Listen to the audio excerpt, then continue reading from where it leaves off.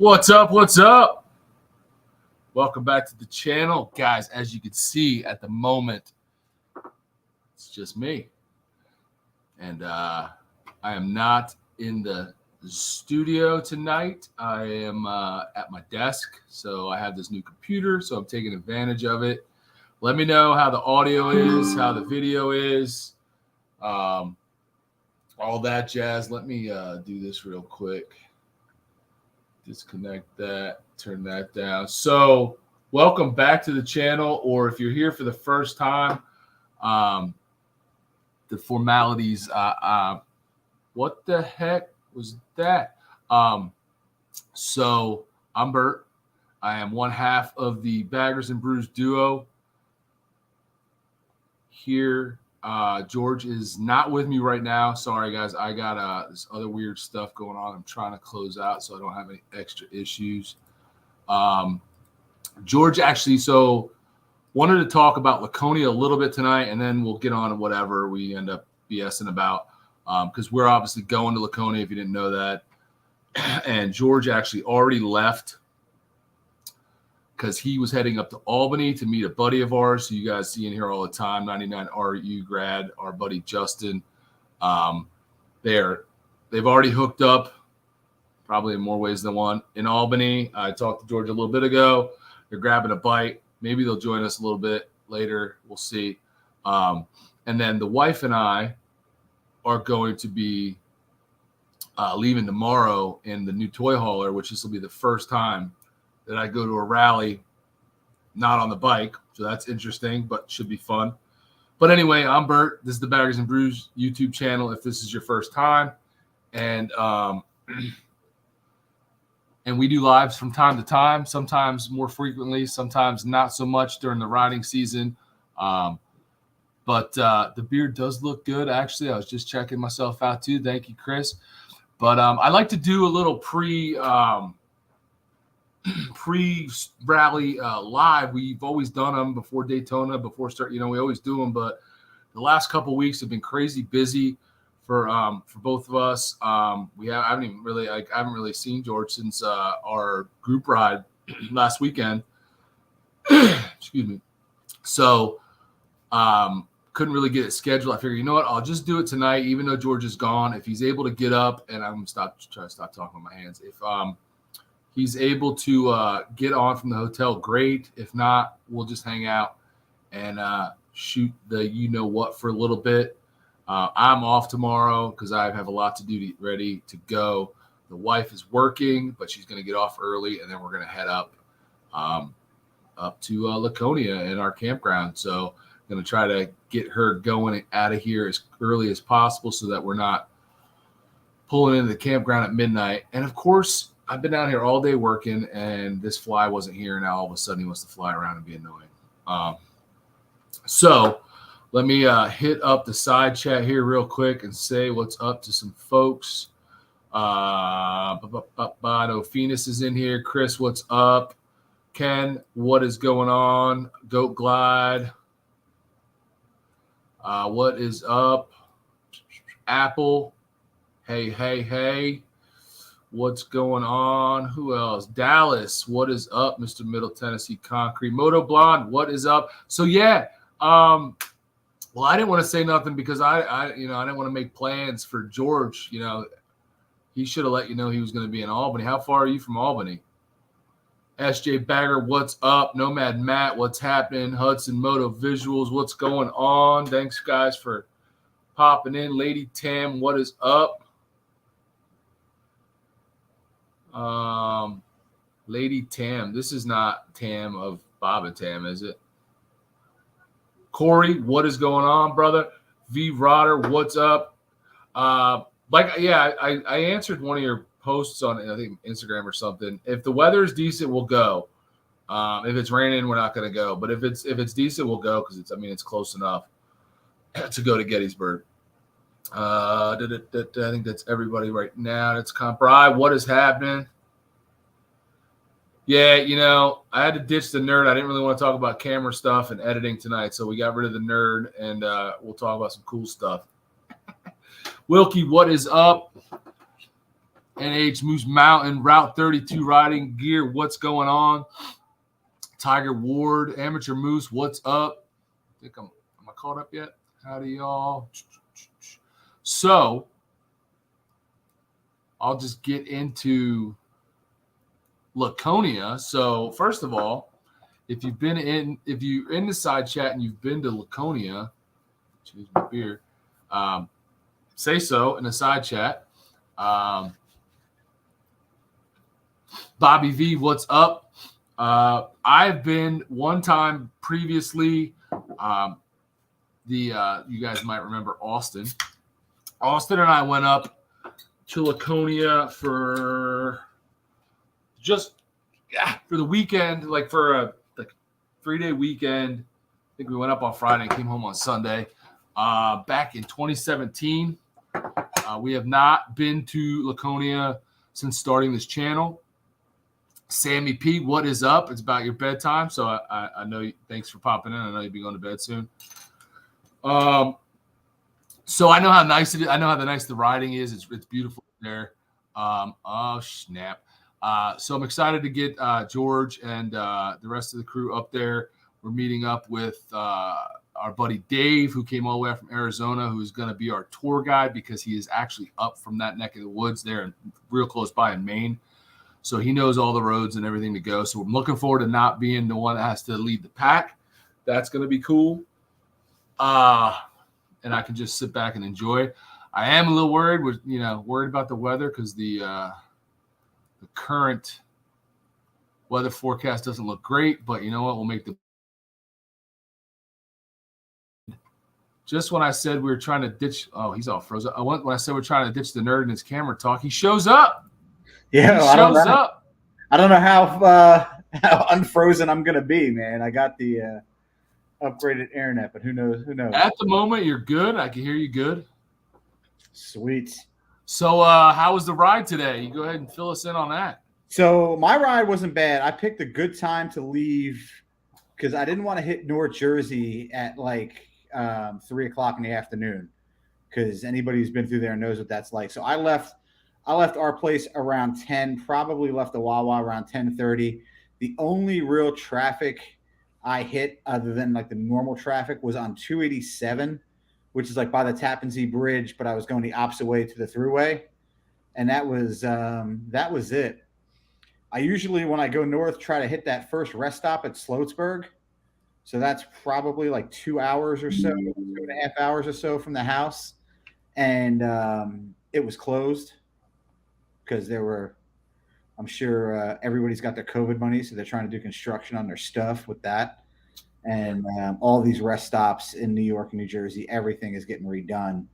And so I had to go another like 30 miles for a rest stop, and then that was fine. Got me some Chick-fil-A, and it was. I gotta tell you, the weather was nice. It was smoky, so where I should have had good views, I didn't. And then I got up to like Plattsburgh, and I could see clouds for the first time in like 4 days. Plattsburgh?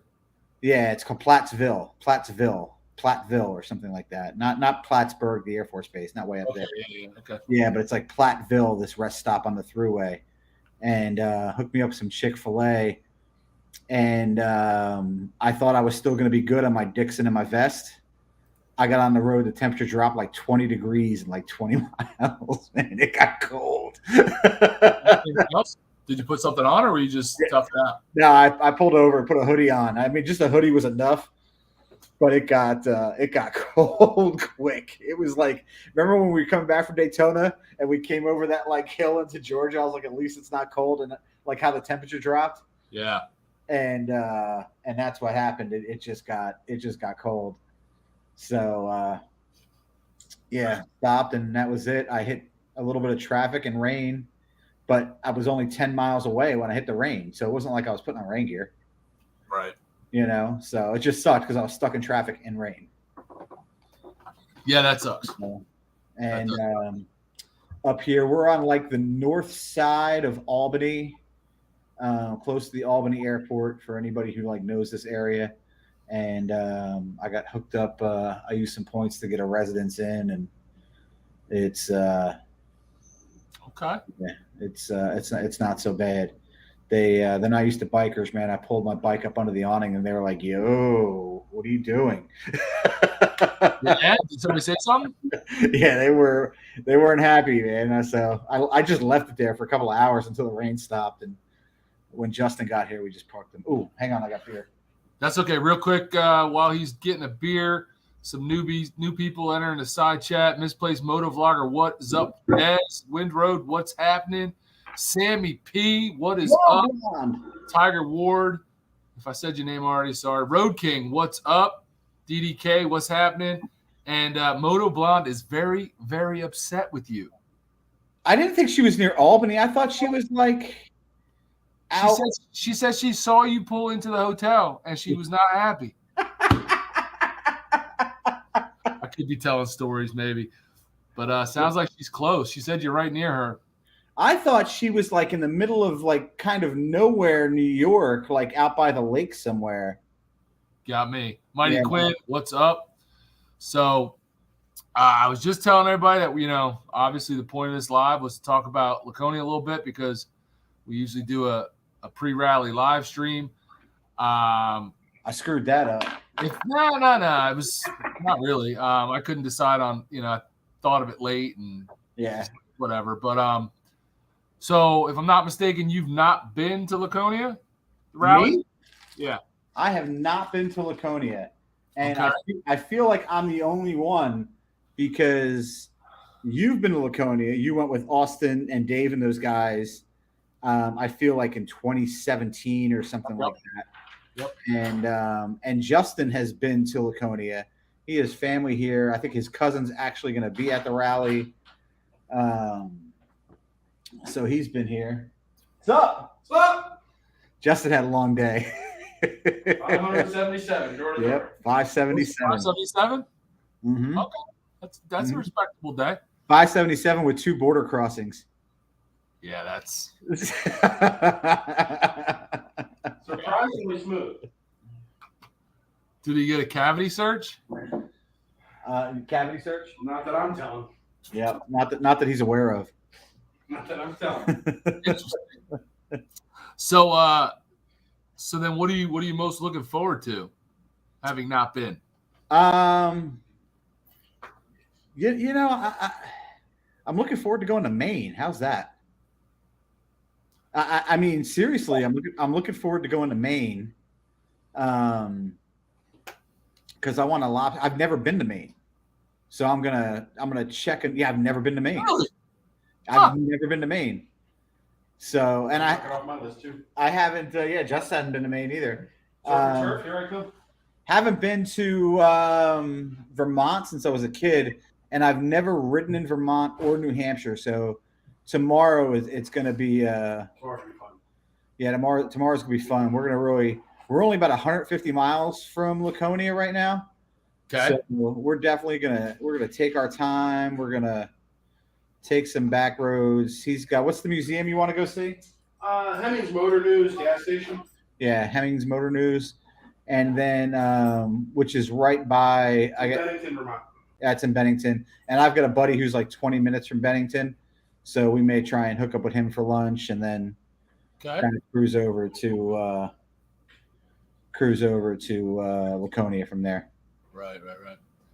Yeah, so having been there once, and it was real, it was quick, but we did a lot of riding when we were there, obviously, because I was with Dave and Gauthier, and those guys ride.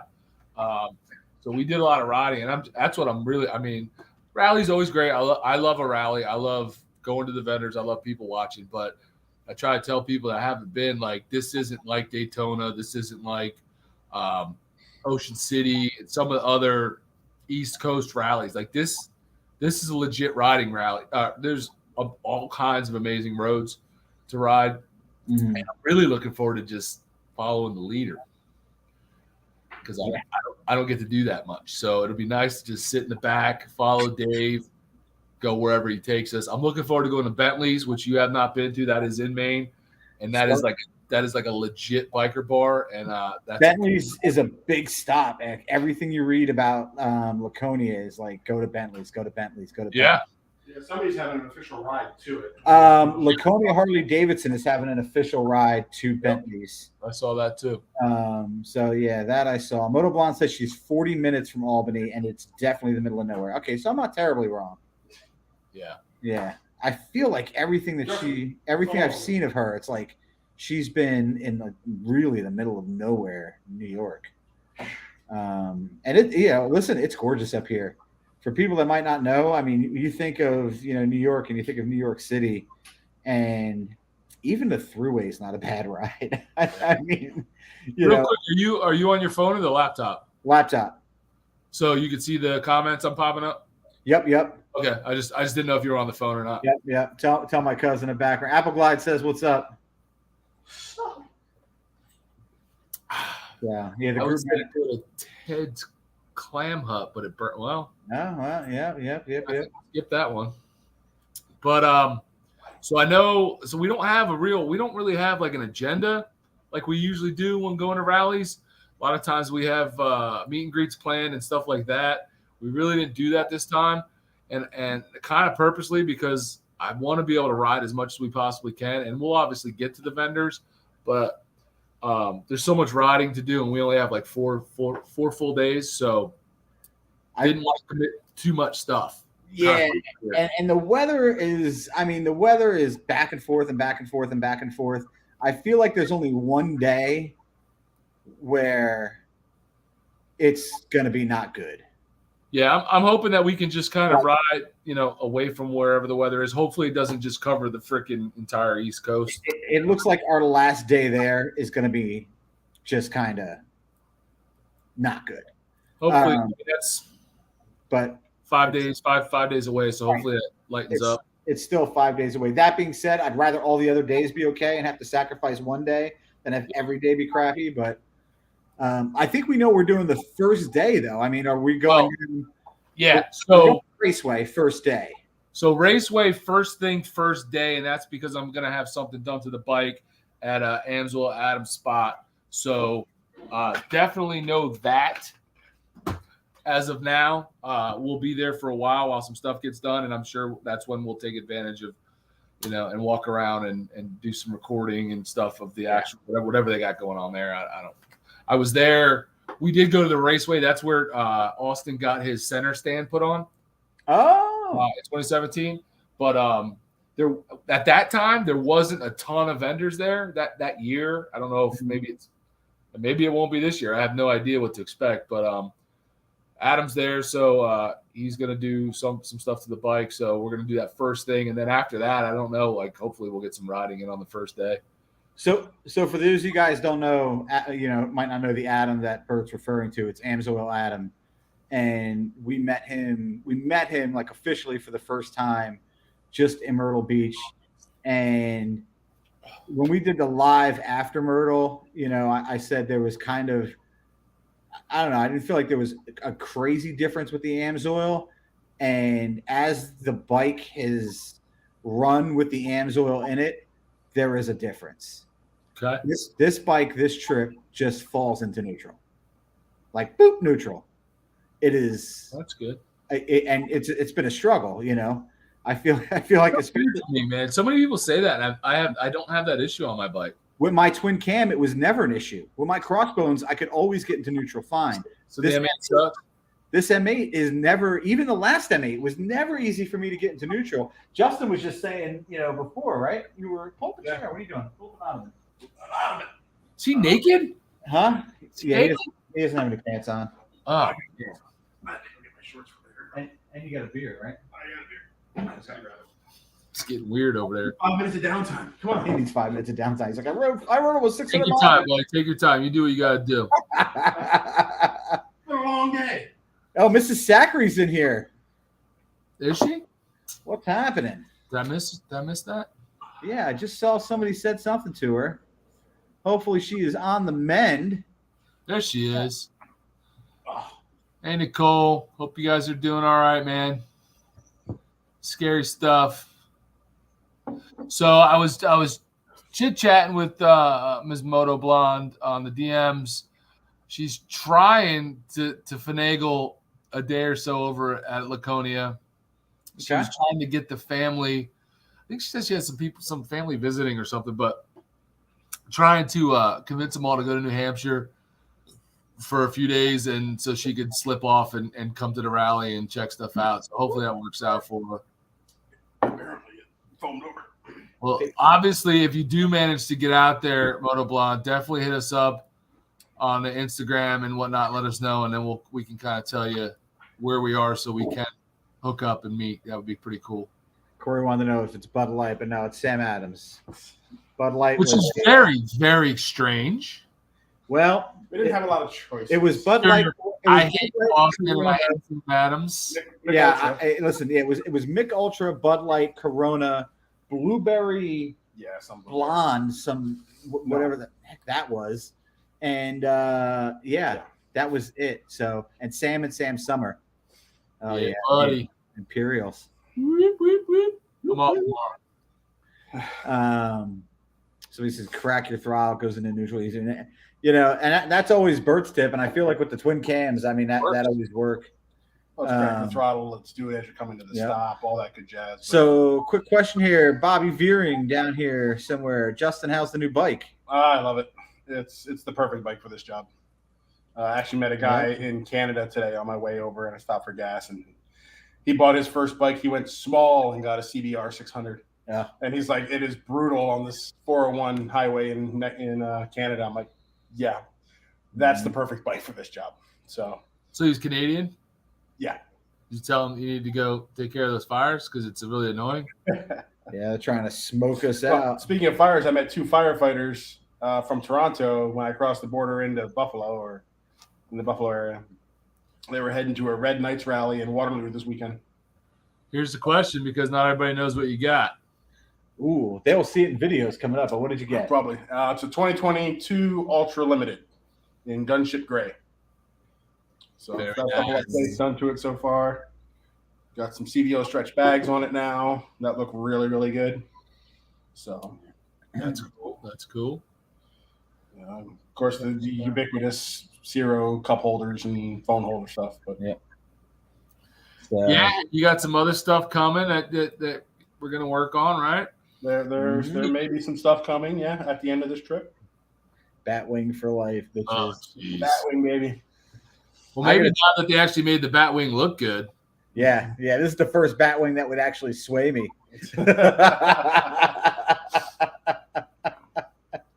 Yeah. I'll be headed down to buy my trike next year. Yeah. So you know what? I just thought of something. Because it wouldn't be a surprise. I have to text somebody real quick.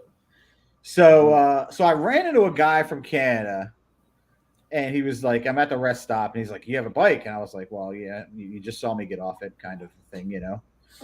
And he said, "How much does it cost you to register your motorcycle in the United States?" $65. It's 65, so it is 65, yeah.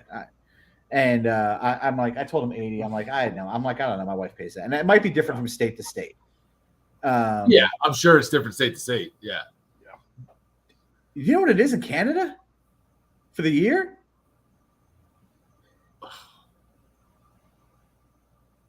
I mean, the way you said it, I would think high, but then I probably like $20. 700. Okay, the way you said it, I thought you were thinking high. Holy crap! But 700 Canadian, whatever. What's like $50? No, it's like it's probably like 500 US, 550 US. Yeah, it's still a good change. $20 in Alabama. Yeah. Holy crap! 95 in Connecticut for 3 years. Wow, yeah, that's nice. Charlie from New Hampshire, $1. That's because New Hampshire, man, they're the great stronghold of New England. Was that his guess? Saying that's what that was. Yeah, Corey, that was Corey's guess, 500. So yeah, and then hopefully see you. Hit us up if you go. Who's that? Motoblonde. Yeah, it cost me $30 to fill gas up. Absolutely, hit us up. It cost me $30 Canadian to fill the tank. $47.50 in Florida. Well, I mean, it's going to be more expensive than most in New Jersey, because everything is. Corey said smoking crack, $700 for 3 months of riding. Worse yet, Corey. That's crazy. Well, Das Solo. I mean, Seattle's basically as communistic as Canada is. Yeah. $350 for the year. Yeah. That's some bullshit right there. So, 120 in Wyoming. That's bizarre. Well, that's because there's like 7 people, so they got to make money somehow. Does Wyoming have income tax? Good question. I don't know. Yeah, well, I mean, I'm sure Phoenix can answer. Definitely 65 Apple because I just got mine in the mail, and that's why I knew because I just saw it like yesterday. Yeah, I don't even know what mine is. I just bought the bike. I'll worry about that later. So it costs them $120 to register his bike, but they don't have any state tax. Oh wow. So, well, that makes sense then. They got to get some money somewhere. Yeah, that does make sense. So I think they charge us tax on the registration. they tax the tax in New Jersey. So here's the thing in Canada, depending on like what province you live in, because I don't think it's like this for all provinces, you can't legally ride for 12 months. Right? They no, there's I don't know. I mean, Canada would have to tell us, but they definitely, I know military bikers talked about it before. There's months of the year where they're just legally not allowed to ride. Oh, yeah. Wow. Yeah, you cannot be on the road. See, I had a guy that Here's Dave, and that did it with a sidecar. He'd ride all winter with a hack. Yeah. Put some logs on it for ballast, and he'd be riding in the middle of a snowstorm. Listen, Dave, if you're no pressure, you can be in the side chat if you want, but if you want to come on and tell us what you got planned for us for Laconia, I can send you the link and you can come on. It's up to you, man. No pressure. If you want to stay on the side. No pressure, man. Get on. What are you talking about? No pressure. Yeah, I think Michigan's the same. It's based on taxable value. So I have to figure out how to. Okay, hold on. What? Mass is $20 for registration and another $20 for inspection. So in Jersey, we used to have inspection too on motorcycles, but they did away with that. Inspection. Yeah. One thing I don't miss about Jersey. Well, the cars, we don't have a car inspection like we used to anymore. No, it's nothing like that. I can register as long as I have a title. Basically, I can register anything. Yeah. In Maine, started 300 something the first year, was 100 something this year, and scales for the first 5 years, and from new, and then it's locked forever. That's interesting. That is wild. Rex Ducatis, Alaska 75, can't ride without 3 wheels from November to April. Okay, 3 wheels. Wow. Yeah, but have you seen the roads? November to April? Chassis, what's up? Holy crap. That's a long time. Yeah. That's half the year. Yeah. Yeah. Mighty Quinn says that's Quebec and that you can't ride between December 1st and March 15th because of the mandatory winter tire law. Oh. Yeah. What are you in under Baggers and Brews? Huh? What are you in under that you're able to freaking click on stuff, you scumbag? What's going on right now? Mr. and Mrs. Thumper are already in Laconia. Nice. But it was an expensive venture to get there. Oh, gosh. Was it just gas or something else happened? I know. Yeah. Scurry. George, you won't have inspection. You won't have inspection on your truck. Yeah, I haven't had inspection on the last 3 trucks. So, I mean, I think they changed that when I bought the Silverado actually back in 2000. And how do you not have inspection on your truck? Well, what they do is they so many years for the first 5 years. There's no inspection when you buy it. But what year is your truck? My Ford is a 2014. So I had it inspected in like 2020, and then it's like you don't need it inspected every year again. Okay. So when you buy a new car, right, and this is screwed up in Jersey, people don't know, even if you lease a car, right, for 3 years, you have to pay 5 years of registration on that car. Okay. So when you buy a new car, you pay 5 years of that. And we said it's the wait now. Oh yeah, man. Yeah. So we got Dave in the house. What is up, Slackmo? What's up, guys? How you doing? Good to see you, man. What's up? Well, it's been a long trip so far. I've already broke 2,700 miles getting to Delaware, so it's been long. Been busting about 500 miles out a day. Nice. That's not bad. It's a good day. It's a lot of plastic. Pretty gross. So yeah, I got a laundry list of things that we can do for Laconia, but obviously it looks like Mount Washington might be off the list. So I saw that. George is really broke up about that. yeah, I'm sure he is. Why are they closing down because of the winds or fires? It's or what? snowing. Snowing? They got 4 inches of snow yesterday. Let's take the Cotton Railway up then. Oh, damn. I saw your thing. I was like, holy crap. Well, I guess that's out. Ah. Yeah, I haven't seen much today. Yeah, but usually what I'll do is first thing is we'll hit up the rally, kind of walk around. It's right in the beginning, just so you can kind of get an idea of what's going on there, what's being sold, whatever. I guess just kind of like a first pass, so that if you see something you want, obviously you don't have to keep carrying it around the rest of the week. You can just come back, get it before you take off. But obviously I was going to take us out, ride to Kangamangas. That's Route 12. That's a great sweeping, turning ride. I'll try and keep up the pace a little bit for it, because it's kind of fun if you can kind of keep up some pace on it. I had Mount Washington on there. Like I said, it started raining. It started snowing up there, so we'll see what happens. We'll cross that bridge when we get to it. But if nothing else, we'll try and go to. I was looking at going to the Castle in the Clouds. I don't know if you've heard of that. No. It's a good place to eat. It's got I've heard a lot of people talk it up. I've never been out there. This guy just basically built a castle, and I guess it's a restaurant out there that you can eat at. It's Sweet. So that's a good place for dinner anyway. And I figured we could ride around the lake right out the gate.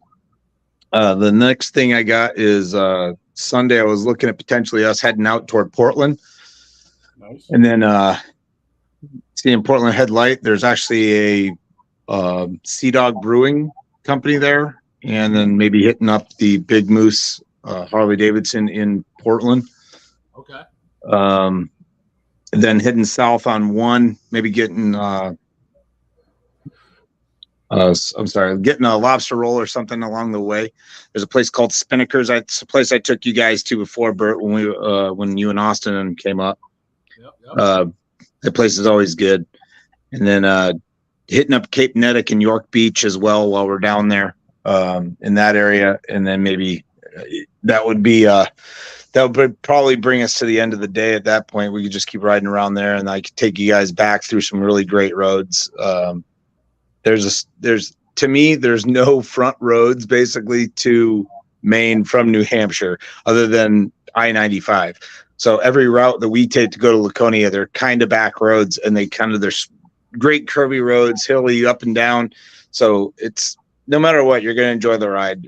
Just like last time when we were up there, Bert, it's not, I'm not hunting for curvy roads. They're all like that. So yeah, so it's pretty awesome. Monday I was looking at doing the Speedway and actually riding around again in Laconia. There's a museum down there as well, the Northeast New England Museum of Racing. And then I have a couple more things in Maine to hit up with you guys on Tuesday if you want. There's a little place called Perkins Cove, Kittery, and then Old Orchard Beach. And then Wednesday we're out. Yep, yeah. Wednesday you guys are gone. So we'll keep busy. We'll keep riding. We'll see some awesome stuff. I'm sure you guys will get some great pictures. The weather right now isn't looking so hot, so make sure you have your rain gear. But no matter what, I'm going to keep riding. That's the way it goes, right? So if you're not getting wet, lucky for us. That's pretty much all there is to it.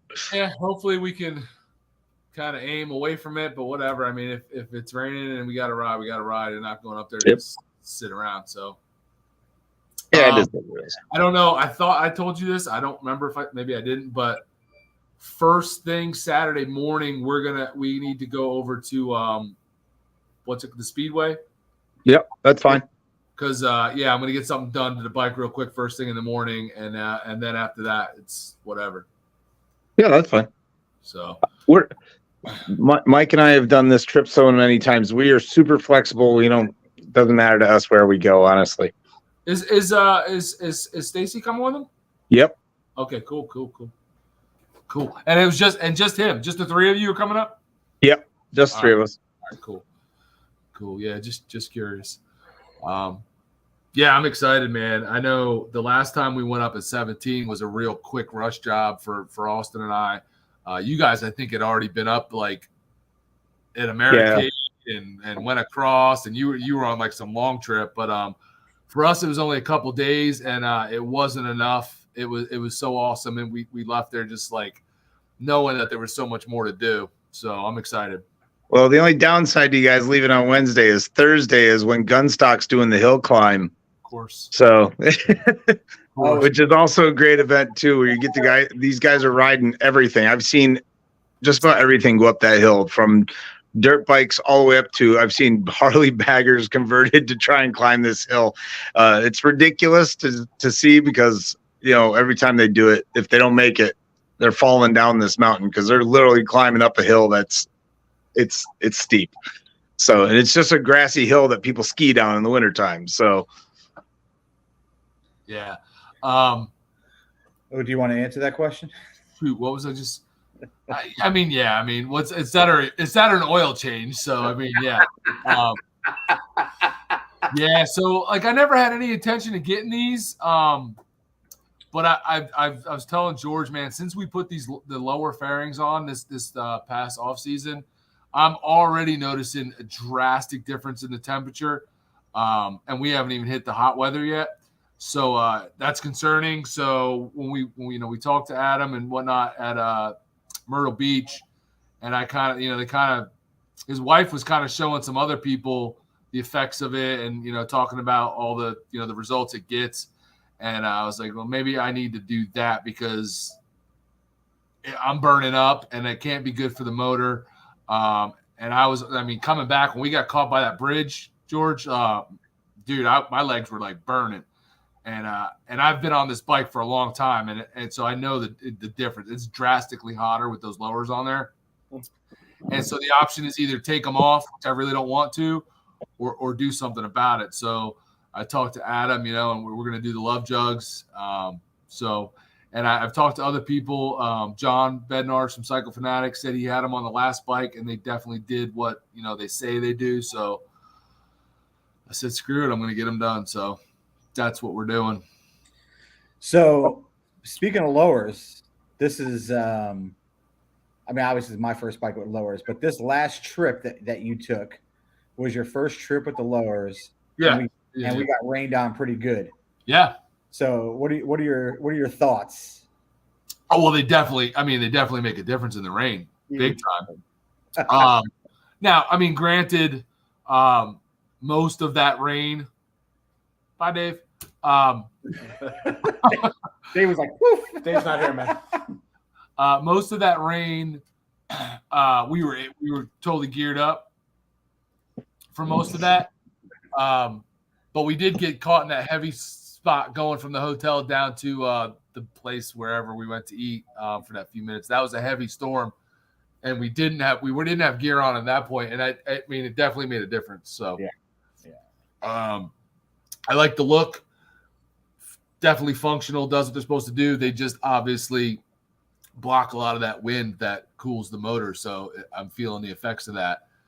But if these things do what they say they do, it should be good because, man, I've never seen anybody touch the pipes on a bike that's been running for friggin' hours and not, that's wild to me. Like, did you know that you could do that, George?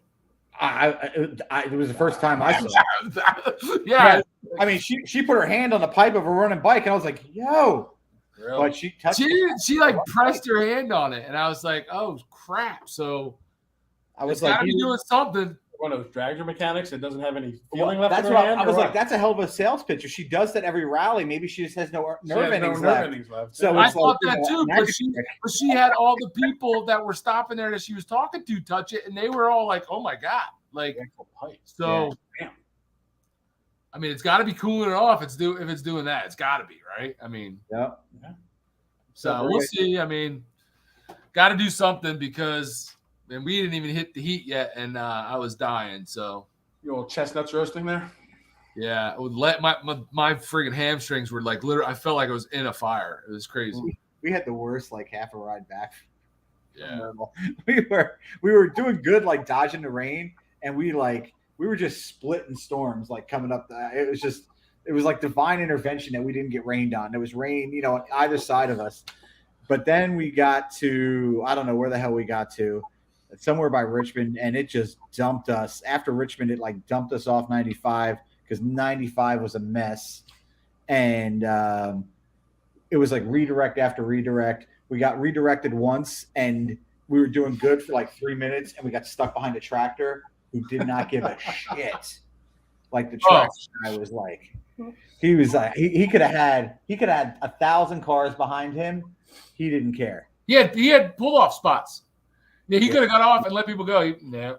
So real quick, while Dave's still on here, why don't you give us a little recap of the route you've taken? I know you said how many miles you did, but not everybody knows where you left out of and like kind of the route you took. So why don't you like tell us about that? So I started in Goodyear, Arizona. I started out on I-10. I didn't want to be on I-10 too long. That's kind of a boring road. So I snuck off on 202, went north up through. I was east of Flagstaff, and I took that. I went up to I-40, and basically I was kind of following along Route 66 for a good chunk. Every time it wasn't with I-40 and it split off, I kind of jumped off and would follow it a little bit, take a couple pictures, jump back on because it was randomly off and on. It's coming off, it would come back to it, and then you're on I-40, and that is it. So there was a couple of times that you kind of have no choice but to not go down Route 66 because the way wherever you're at, depending on the state, like I noticed in Texas they did this. Route 66 would just come to a dead end, and you weren't allowed to get on I-40. So I'd have to go back and get on the on-ramp to get back on I-40. So I'd have to double back a couple times. But yeah, no, it's pretty awesome. I rode through Amarillo after going through New Mexico. I stopped in Albuquerque actually for the first night at Kirtland Air Force Base right there. So I stayed there for the night. The next morning I took off, and I wanted to make it all the way to Oklahoma City. So that first 2 days was 995 miles. So I split it up in half. And that I stayed with a buddy of mine in Oklahoma City area in the town of Moore.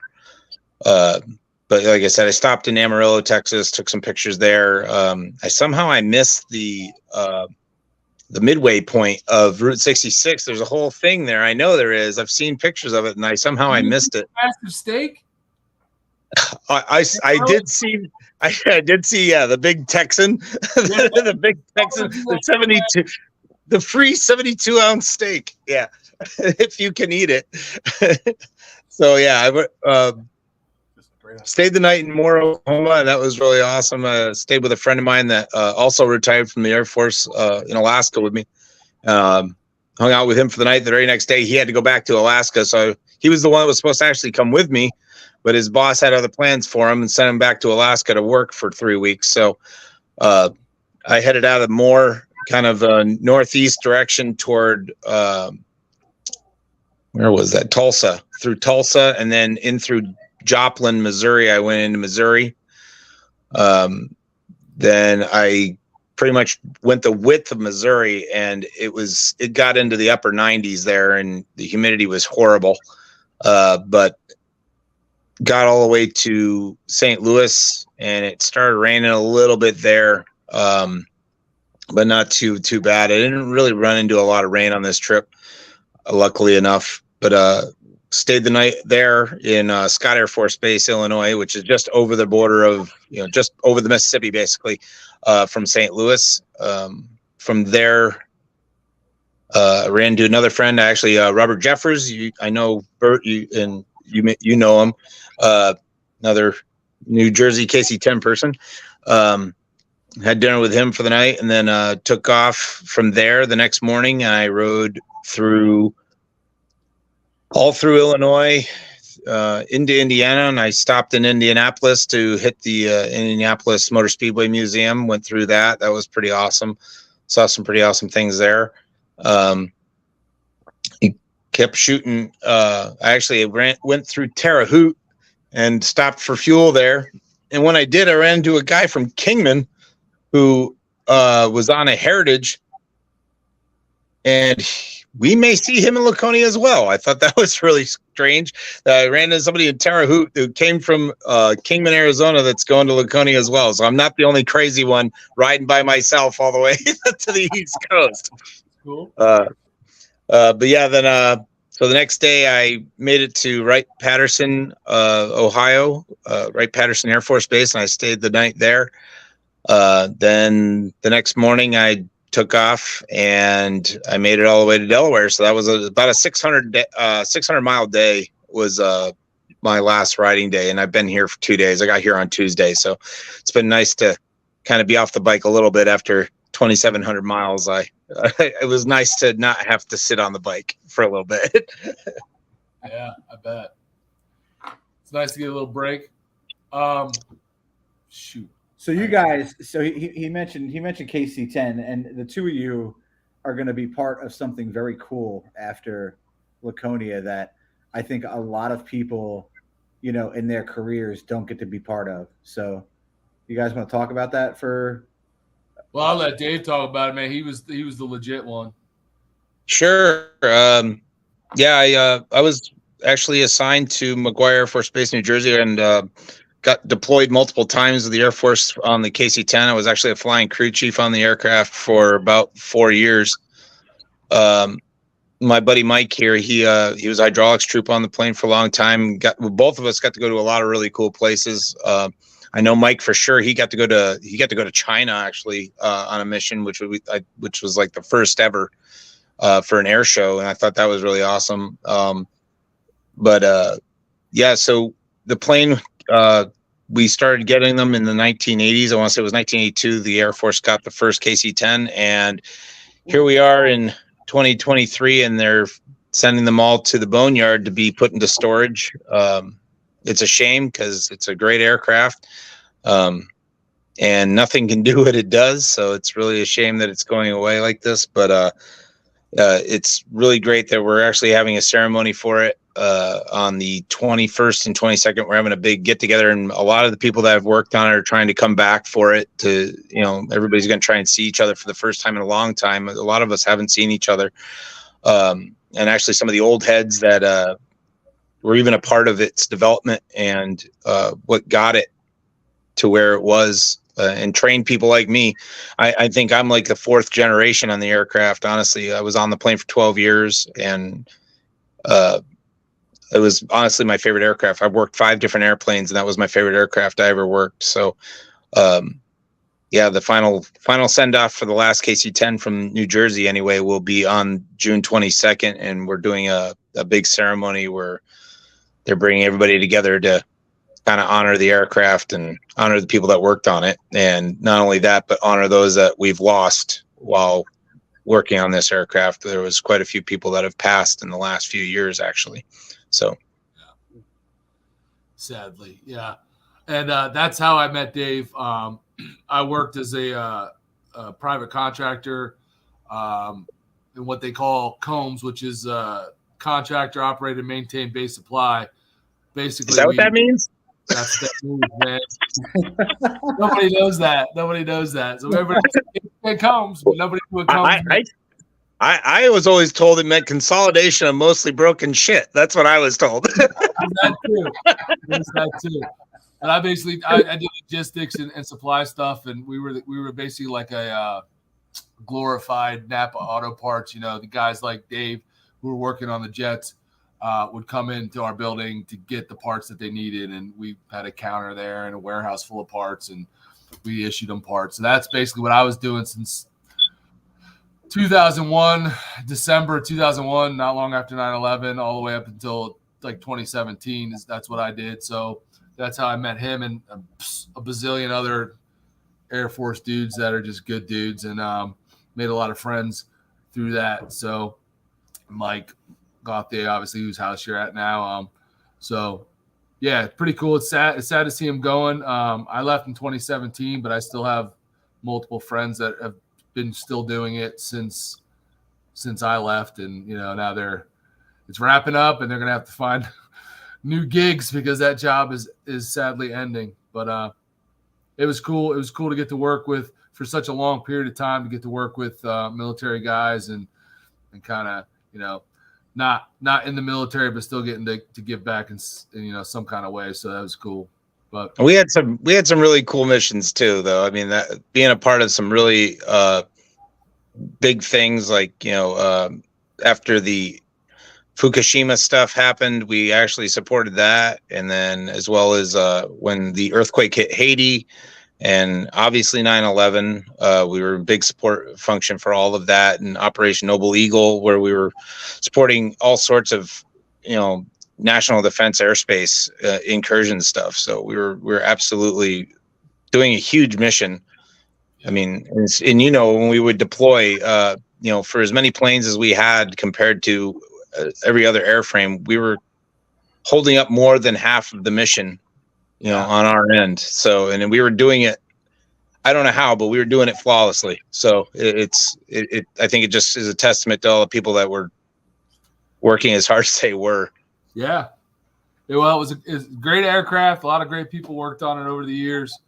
I feel like as a civilian, it was really cool to get to deploy with you guys and spend all that time over there, in the Middle East with you guys, and just get to see you guys work and do what, the American military does. And it was just an honor to be able to do that. It was pretty cool. But anyway, back to bikes. As Pro Monkey would say, motorcycles. He even says it that way. That was pretty good. That was pretty good. Yeah, and then I'm surprised he's not in our side chat talking about RVs. So. Can we talk Japanese motorcycles now? Yeah, sure. Why not? If you pulled out a bottle of Fireball there, you might have almost been monkeyed with that arm sway there. No kidding. I don't know how to say that. Kongi Moto? Long live USA. Yeah. Yep. What? I'm driving him crazy, Dave, because you realize I logged into the Baggers so that I also have control, and he does. He does not share well. Mike, put the mouse down. Put it down. Stacy Gia. Oh boy. Kono.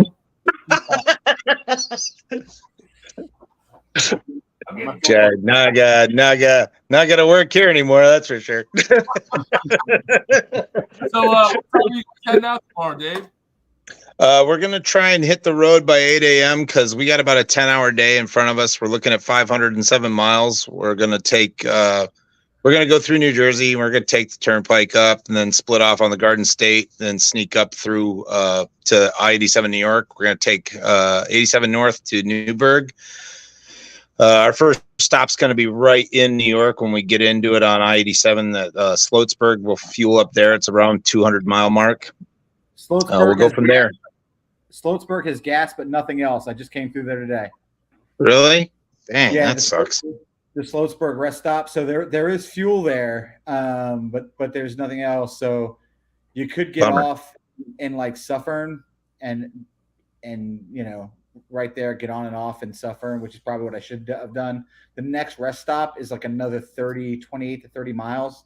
Yeah. North. Yeah, we might do that. We might stop twice then. That'll be fine, because I was thinking we were going to stop and actually grab a bite there, but if you're saying they're shut down, then that stinks. But Yeah, we're going up to Newburgh, and we're going to jump on 84, take that over to Hartford, split off of Hartford from 84 on to 91. And we're going to go due north from there, and that'll take us up into Vermont. We'll hit the town of Brattleboro. We're going to basically get fuel there, and then we're going to head east from there. We're basically heading east-northeast. We'll go right south of. We're going to actually split between Laconia and the Loudon Motor Speedway. We're going to go between them basically on kind of some, I want to call them back roads, but they're not really back roads. They're actually main roads up there, but they all feel like back roads to me after living in Phoenix for as long as I have at this point. Everything's a freaking freeway out there. So, but yeah, so we should be getting there probably around 6 or 7 o'clock. I would expect we're going to hit where we're staying at, which is we're staying in Newfield, Maine. So, and if anybody's ever been to Newfield, Maine, the town center is where all the people is, and that's the cemetery. So there's nobody there. Okay. Yeah, Population of like 800 people. I came straight up the thruway. It's funny, when you go by Newburgh, you can always see the OCC building like off the side of the thruway, and that's gone now, right? The building's still there, but they put a Hampton Inn up like right by the highway, and you can't see it anymore. The OCC, like the big motorcycle shop building, is not in use anymore? No, they moved that whole thing. No. Yeah. Well, because he was basically bankrupt at one point. Yeah. Wow. He was battling to keep the place, but yeah, George and I did a ride there one time. Yeah, we did a ride when I think when I first got the Crossbones, maybe like 2010 or something. We did a ride from Bergen Harley, like up through Greenwood Lake and over Sterling Mountain, and like kind of went up that way. But it was cool to go see it. Like when it was in its prime, it was really and cool. They had all the bikes there. It was cool, but it didn't take long before it was really lame. And it was like you'd walk in, it was a ghost town. Yeah, it was dead silent. There was no work going on. It's a shame. And that's the thing. And I feel like what Paul Jr. is doing right now, Paul Jr. opened a shop in LBI, and I know he's got a shop in Newburgh, or he's got like a store in LBI. Really? And everybody I see that goes to Paul Jr.'s shop, everybody's posting pictures with him. Like he's coming out, he's meeting everybody. Yeah. And I got news for you. Senior hates people. He would knock him out of his office, even when he went on rides. And people went up there for charity rides. They said he would ride out of the garage and lead the ride, and everybody would go on the ride, which would then be like, a 20-mile ride around Orange County. And then when they went back, he went right back into the building and never came out and like spoke to anybody. And I got to believe like people are only going to take so much shit of that. You know what I mean? It's like, yeah, but when you went there, the shop was always empty. There was never anything going on. You always thought maybe, you'd see somebody working on something, or you'd see something on a lift. The lifts were always empty, but hey, they had a bowling alley. Yeah.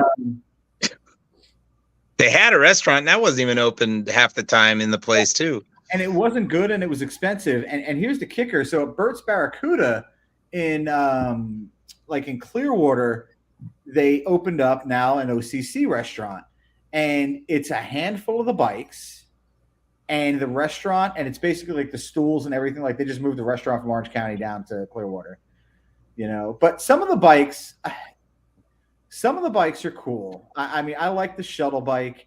I mean, they're theme bikes, but when you see them in person, it is very different than seeing them on the show.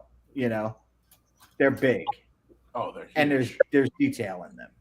And there's no way you would ride that bike very much. I mean, they're straight up a show bike. You would not be riding that bike. Those are Trailer Queen bikes. Even the web bike has a 1.5 gallon gas tank.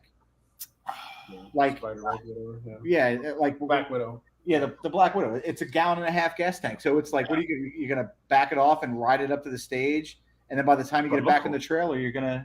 You just gotta ride to gas station is all you. Yeah, it's just pretty much make it. But you're right. They had cool bikes like the Black Widow, the The firefighter bike they did was really cool. The firefighter bike was very cool. I thought Stealth bomber bike, the Yankee bike. the Yankee I thought bike. they were all cool, man. You watch I watched the show back in the day. I thought the bikes, the builds were cool. The bikes looked amazing, but again, like you said, like they're just showpieces. But to see them in person, I feel like was a very different experience. Like when they were in their prime and they were cleaned up, was a very different experience than seeing them on the show. What people don't know about that is there's a lot of work that went into those bikes that they didn't do in the shop. And so if you look at the POW bike, one of the centerpieces of that POW bike, I mean, besides the paint, which they didn't do any of the paint. Nub Graphics did all of the paint. Right. And you can still follow, like Nub has a very active Facebook page. And he goes live when he pinstripes. He's got a cool Facebook page, but he did all the paint. And the other centerpiece of that bike was all of that copper barbed wire on that bike. And the copper barbed wire was done by a shop in called Tribal Iron in Fair Lawn that was in the town that I used to live in. And he fessed up. He said, I can't, they sign non-disclosures, like they can't talk about it. They can't be involved in it. They just don't exist. And as far as, the Discovery Channel was, OCC did all of that work. So there was a lot of that stuff that went on. I feel like that people didn't know about. You're always a massive Debbie Downer, bro. It's like, I know it's the truth. They don't want the truth. They just want to live their happiness. Next thing you're going to tell me wrestling's fake. It's not fake. It's scripted. It's totally different. Totally different. Where's OMG Moto at?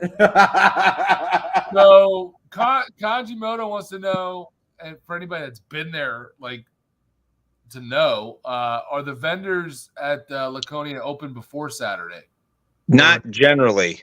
I mean, you'll see them setting up. Somebody might have their stuff set up already. I mean, that's one thing, but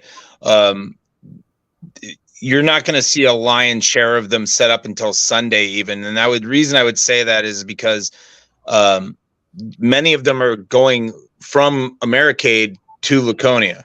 Yeah. So they're not there yet, and they're wrapping up on Saturday at Americade, leaving that night, and then they get there and they're setting up for Sunday, and then they're there. So, but there is some that obviously that they aren't going to Americade; they're just going there. Like I believe some of the vendors for the dealership, like KST, they're going to be set up. I believe I think there's Saturday morning they start doing work, so they may be setting up on Friday, but I believe the dealership might be having an event go on, like a kickoff party on Friday.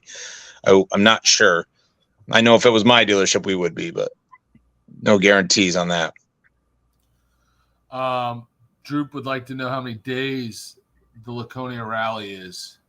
It starts on Saturday and it's usually wrapped up by the following Saturday, so everybody's kind of heading out on Sunday, the following Sunday. Like most rallies. Yeah. Some start on Friday or Thursday, but most big rallies. I mean, there's probably already people in town, I'm sure. Right. Yeah, there's already stuff going on up there. There's a couple of places that like Iron Tails in Maine is having events already. Bentley's is already having events. So there is stuff going on up there already. It just isn't necessarily in Laconia because they aren't shutting the road down for Laconia there at Weirs Beach until Saturday. They're not shutting it down to car traffic. How is the traffic getting into Weirs Beach? How's it been for you guys? I try and take the back roads coming in from the north. There's this it's like, I don't know, it's from the top of the hill basically, and as opposed to the end where the sign is that says Weirs Beach. I come in from the other way, generally intentionally. Me and Mike always do, because we end up finding better parking down there to begin with, and then you're not in a mile long of cars just walking your bike the whole way there. You know what I mean? Yeah. So, because that other end is a major road. Because I was here in '99 and 2000, and it was just a nightmare trying to get into Weirs. Yeah. Tried the AMA races at Loudon, so that was like much bigger crossover crowd. 25 years ago. Yeah. Came with my old man. So your cousin's going to be there. You've been in touch with him? I have. Yep. He's actually staying. He's got. That's your cousin? My Vermont cousin. So. He's coming in, and actually they're putting a camper in tomorrow, I believe. Right near downtown. That's some Browns Mill stuff if I ever heard it. Touching cousins. And I actually have a guy from Michigan that's actually on his way out too. A wind road therapy, it is now, but that was the way it was. I'm just telling you that's how it used to be. When Americade was back to back with Laconia, there was always this like overlap of them getting from A to B. So, but I don't know if they're going to all be set up this time. I know Amsel Adams said he wasn't going to Americade because he said it just wasn't worth it. Like they got to the point where they just weren't making enough money for it to be worth it. So he was taking the time off between Myrtle to have a little downtime, and then they were heading straight to Laconia. No Americade. And to be honest, I grew up where Americade is. So like for me, it's like I don't even need Americade there to do what I do for Americade, because their event is just like every other rally, right? If you need something from the rally, it's a different story. But the riding is what I'm after more often than not, right? Like going to Sturgis, I want to ride the area, I want to see the roads that they have, out there with the Iron Highway and what have you. And but there's no like named roads like that in Americade, really. I mean, but I like to ride around the Great Sacandaga Lake over there. That's because I lived in a town that kind of was on the lake, so all those curvy roads out there, and just the wild country, I guess. You're going through the mountains of the Adirondacks, and it's just amazing up there. So I absolutely would like to get back to doing that, but I don't necessarily need it to be Americade to take people up there. So So Dallas, your question: best rally food, what and which rally? So you're not just saying what's the best in Laconia. You want to know all rallies. Explain yourself. Probably Laconia does have some of the best rally food because I'm going to say Laconia just because you can't get lobster rolls at any of the other rallies. Just saying. Lobster rolls and whoopie pies. That's all you got to know. Nice. So there's two styles of lobster roll. Yep. What's your style? Oh, the proper one, which is the New England roll, which is cut in the top.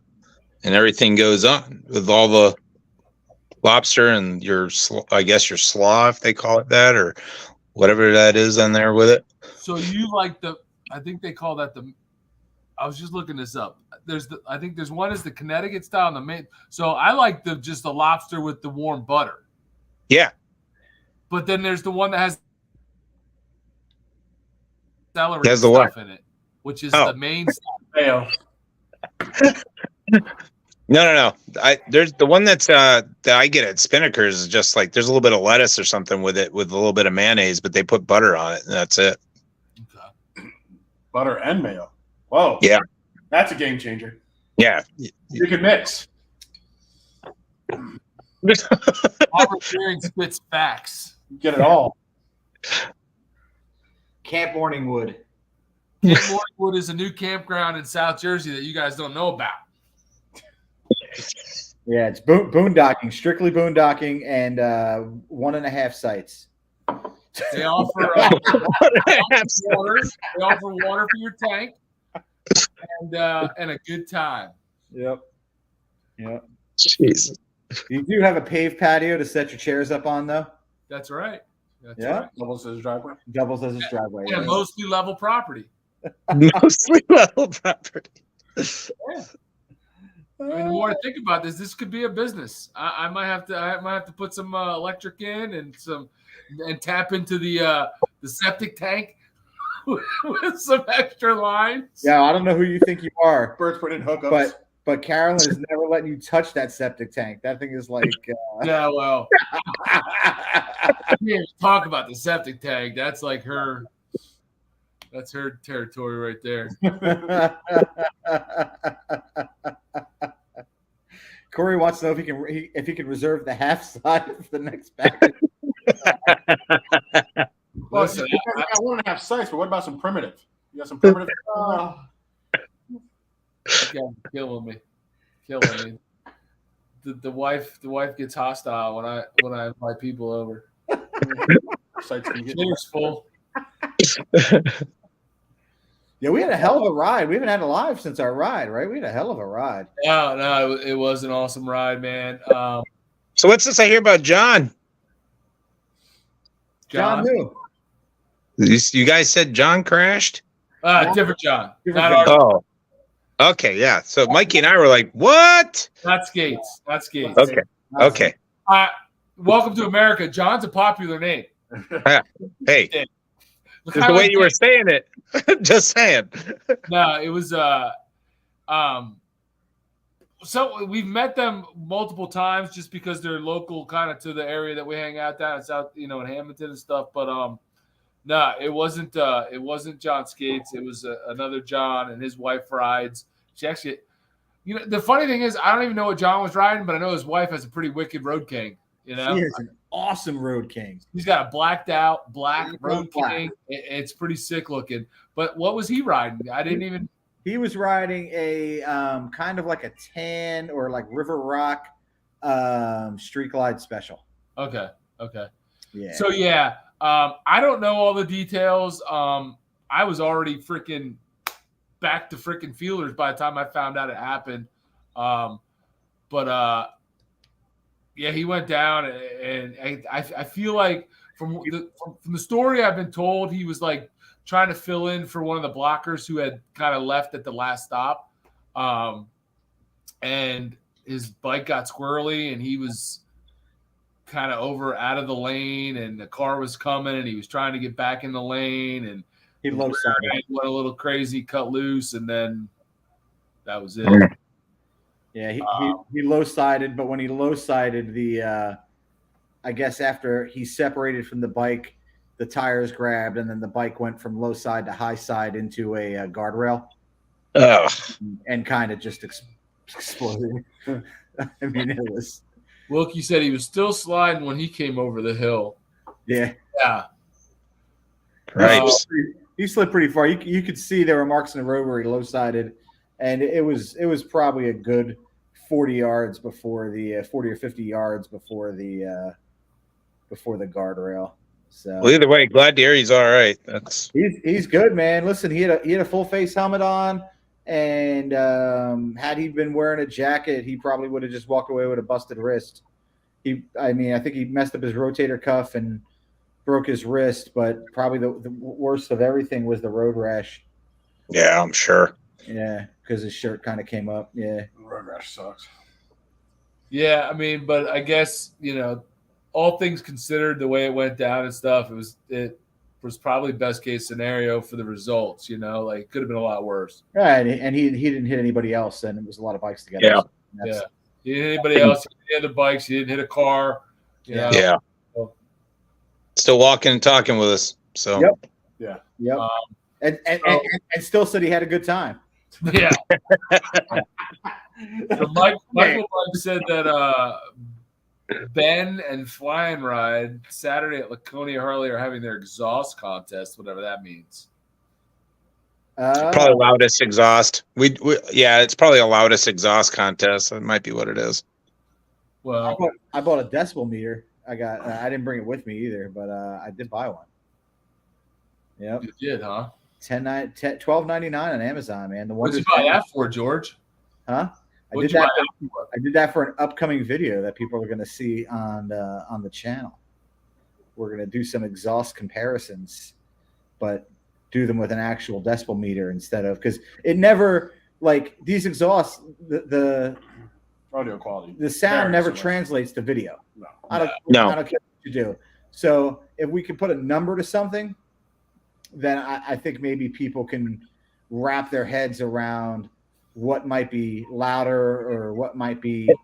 That's honestly, like, to me, that's one of there's two things on bikes that I think it's kind of annoying that there's not a way to preview before you purchase, right? And one is how your exhaust is going to sound, and the other is how the bars feel when you put bars on your bike. Like if there was some way, I mean, how they look versus how they feel even. I mean, if they could just even mock something up, they could make a fake motorcycle, you know what I mean? Like have it be like a stationary bike where they put the bars on it and it has a seat that you would sit on and go, okay, this is what it's going to feel like. You know what I mean? I think that would help quite a bit, but I wish somebody somehow could make something so that you could hear the difference, or, so that you're not wasting, $300 to $1,000 on something that you get it on there and you're like, well, I hate this, you know? Right. Yeah. How about aftermarket seats, man? You can at least demo a Harley seat, but Yeah. buy a Saddleman or buy, you know. I don't know who sold everybody on Saddleman. I am not a fan. I don't know why, but it is what it is. I mean, you're spending a lot of money. I expect to be a little more comfortable, but they got to break in, Dave. They got to break in. Yeah. Yeah. I don't know. I mean, if I got a free one, I'd try it out. So I mean, Right? the joke of it is Harley, and I don't know if all dealerships had this or not, but Bergen Harley, I feel like in around 2012, 2015, like in that time frame, they had what they called a fit station, where they basically had a Softail and a Sportster. There was no touring bike there, but they had a Softail and a Sportster, and then they could put, like, real quickly any seat on, any bars on, so that you could at least kind of have an idea. But it was only their bars. Obviously, it was only Harley bars. yeah. That they did that with. But I thought that was cool because you don't get that, you know, unless you're going to go to a rally and sit on a bike that is kind of similar to yours, that's on display at like somebody who's selling bars. You really don't know. Yeah. You know, that's really the big reason why I've held off so much on bars personally is, you know, even if you like it short term, you know, I do both kinds. I ride short distances, you know, when I'm back home riding to work, you know, I'm only literally 8 miles from door to door, my house to my job. So, you know, that's not a big deal. You're not going to know what's annoying on a seat or bars when you're riding, but here I am putting down 500 miles a day minimum. You know, you start finding what you don't like real fast, you know? Yeah. Yeah. I can see that. Let alone 2,700. Yeah. It's only just begun. I got the rest of the month still. Cause I mean, even after Laconia, I have to I'm riding down from Laconia to New Jersey. I'll be there for that week, almost the whole week. Then I'm riding back north to where I'm from in New York, almost to where Americade is, basically that area, going to a graduation for friends of ours. And then I'm riding back south to Delaware to Mikey's again. I'm probably going to stay one night there. Then I'm riding down to Charleston, South Carolina. And then from there, I'm riding to Atlanta, Georgia. And from there, I'm going to Hurlburt Field, Florida for my last chief that I had in the Air Force is retiring. So I'm going to her retirement, and I'm staying with a fellow KC-10 guy, Lance Browning. He's living down there, so I'm going to be staying with him. And then from there, I'm going to Lafayette, Louisiana. Then I'm going back to Oklahoma City, and then working my way back to Arizona. So I'm estimating I'll be somewhere in the neighborhood of probably between 8,000 and 10,000 miles on this total trip, and within about a month. So Woo! I'm already over 20,000 miles on this 2020 Street Glide. So I'll be over 30 probably by the time I get home. Woo! Wow. Kanji Moto wants to know if Harley Davidson labor rates are regulated. No, There you go. they are regionally going rates. That's what they do. They're regional because I mean, I can tell you right now in Arizona, it is definitely not the same in two different parts of Arizona even. So I've worked at two different shops in Arizona. One was up north by Flagstaff. The other one was down in Phoenix, and the difference was close to $30. So, you know, you go to some other parts of the country, and I've seen it be even higher. I know in California, there's a place that is charging over $180 per hour. So, I mean, but look at your demographic, look at your average area income, right? I mean, that all plays into everything. And every time you talk about inflation, everything goes up with it, right? So now the jobs themselves are flat rate though, right? absolutely. So file service is X hours regardless of how long it takes you. That absolutely is set. Yes, those are set by Harley. Your service writers are just looking up. They'll look it up in the system, be like, okay, you're doing an oil, you're doing a Yeah, you're going to do a front tire change. That's 0.9, and that's it. That's what it is. You're paying for 0.9 of an hour, which so you're not going to pay a full hour's worth, but it'll be close. But if something else comes up, obviously, that they find on their walk around, their inspection, then they'll get a hold of you, let you know, hey, this is what's up. Do you want to fix it? And then, of course, it's going to adjust from there. But yeah, they're not just picking numbers out of the sky, you know? Right. The time for the job is the same at every dealership. The rate, Correct. Varies by region. Right. Okay. So Dallas, So what's the best way to enjoy staying at a rally? Tent, camper, cabin, or something else? Yes. yeah, anyway, you can get there, I think. We rented I mean, the that's all subjective, right? Isn't that subjective? Well, I mean, yes, but I'm assuming by asking that question, he's asking our opinions because that's all it is. I would say if it was me, camper or something else, which would be a hotel resort. I like camper or cabin personally. Okay. Because I mean, that's all I've ever really done. I mean, at one point when Mikey and I first started doing these rallies together, I mean, you're talking, this was like 2015. I had a 6x10 enclosed trailer and I was sleeping in it, you know, and it wasn't for camping. You know what I mean? It was just a trailer. I had to leave the door cracked because there was no way I could have gotten out. There was no latch to close the door from the inside. Wow. What happened to Mandy? Like, what don't I know? What do you mean? Everybody says she's okay hanging in there. I mean, is she okay? Man, you got to get on the YouTubes. Oh boy. Yeah, I'm bad with the YouTubes. I honestly missed the last update, but I know there was some medical stuff going on. Because it looked like she was riding, and I was like, she was. Yeah, I think she's riding. I think she's okay. I think there was some medical stuff, and she can feel free to share it in the side chat if she wants. I don't want to. Yeah. Want to speak on her behalf, but I just saw a post of her riding. I know that there's other stuff going on, but I saw a post of her riding at a bike night 4 hours ago, and then I'm starting to see messages. I'm like, did something happen between 4 hours ago and now? Is what I was. I don't think so. I think I was more probably didn't. They're probably not. Yeah. I don't know. She just said it right. Yeah. I don't know what these weirdos in the side chat are doing. What are you people doing? You're confusing George. You're confusing Mandy. I'm confused now. I'm telling you, I got it. I will track back and watch the video. It's on my YouTube channel. I know. I have a tumor in my neck. I will go watch. That just got really serious. I will go watch. What you did, man? Bert will. I was worried. I was concerned. Look what you just did. Bert will tell you, I am bad about watching YouTube. Wah, wah. I don't know. We got drunk Bert, and I'm not there to control the situation. What are you talking about? Don't blame you for your lack of concern about our friends. He was concerned. He just asked what's going on. I got your drunk little bike. Chaos and confusion is what we do. Anarchy for all. Captain Chaos. So, all right, Dave. So, you've done Laconia a bunch, right? Yep.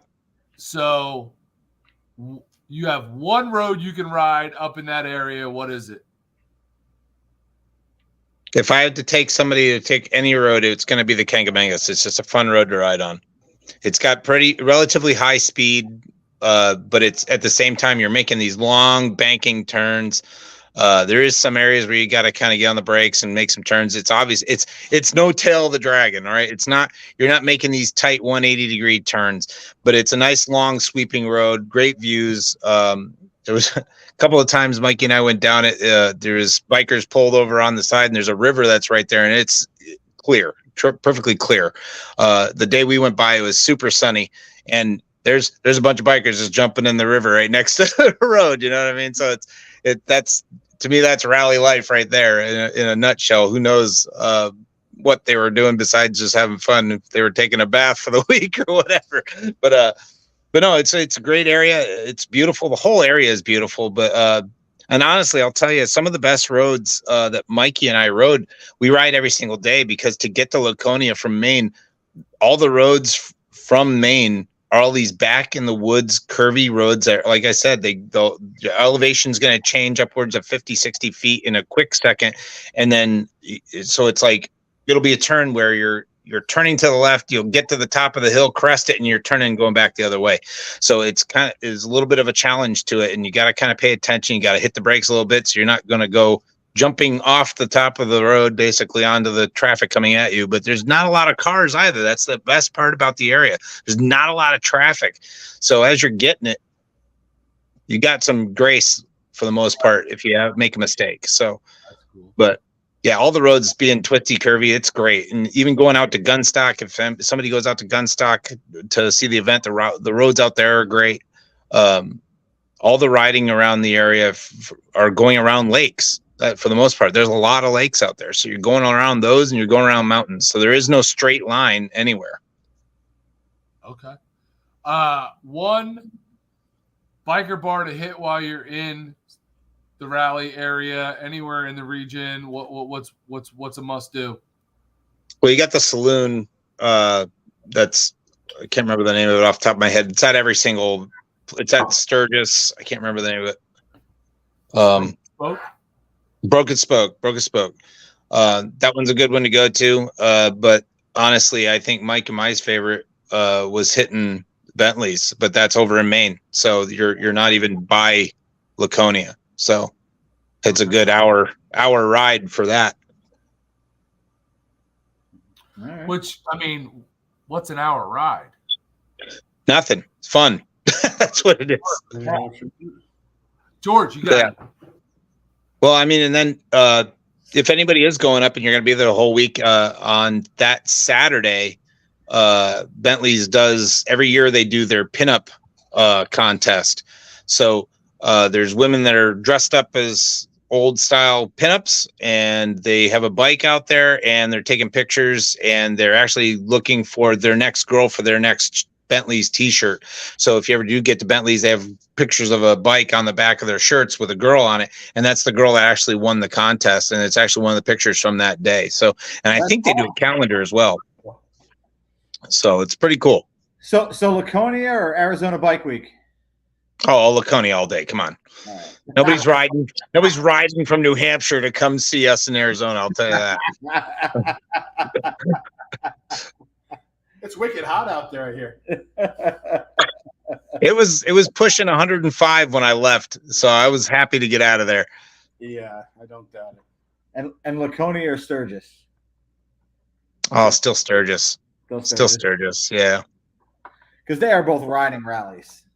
Absolutely are. And I will say this, I've talked to quite a few people. I obviously haven't been to Sturgis coming from the east. I came from the west. So it was a better approach for me than it was for people coming from the east, because all I've ever heard from anybody coming from the east incessantly is the wind. They're like, you get the wind and you just like, you're leaning into it. You're like riding into like gale force winds. I got the winds in my back, so I was having a great time. Not to mention coming toward Sturgis, I got to ride through. Well, first I rode down this road called Route 38 in Montana, which, by the way, it's not a route, it's a trail. So it was a dirt road for about 15 miles, but it cut so much time off my trip. And I found a sapphire mine out there, which was really cool. And actually, my parents were out in the area when I went out there, and I kind of pointed them in that direction. But so you can go out there and actually look for your own sapphires. It's really cool.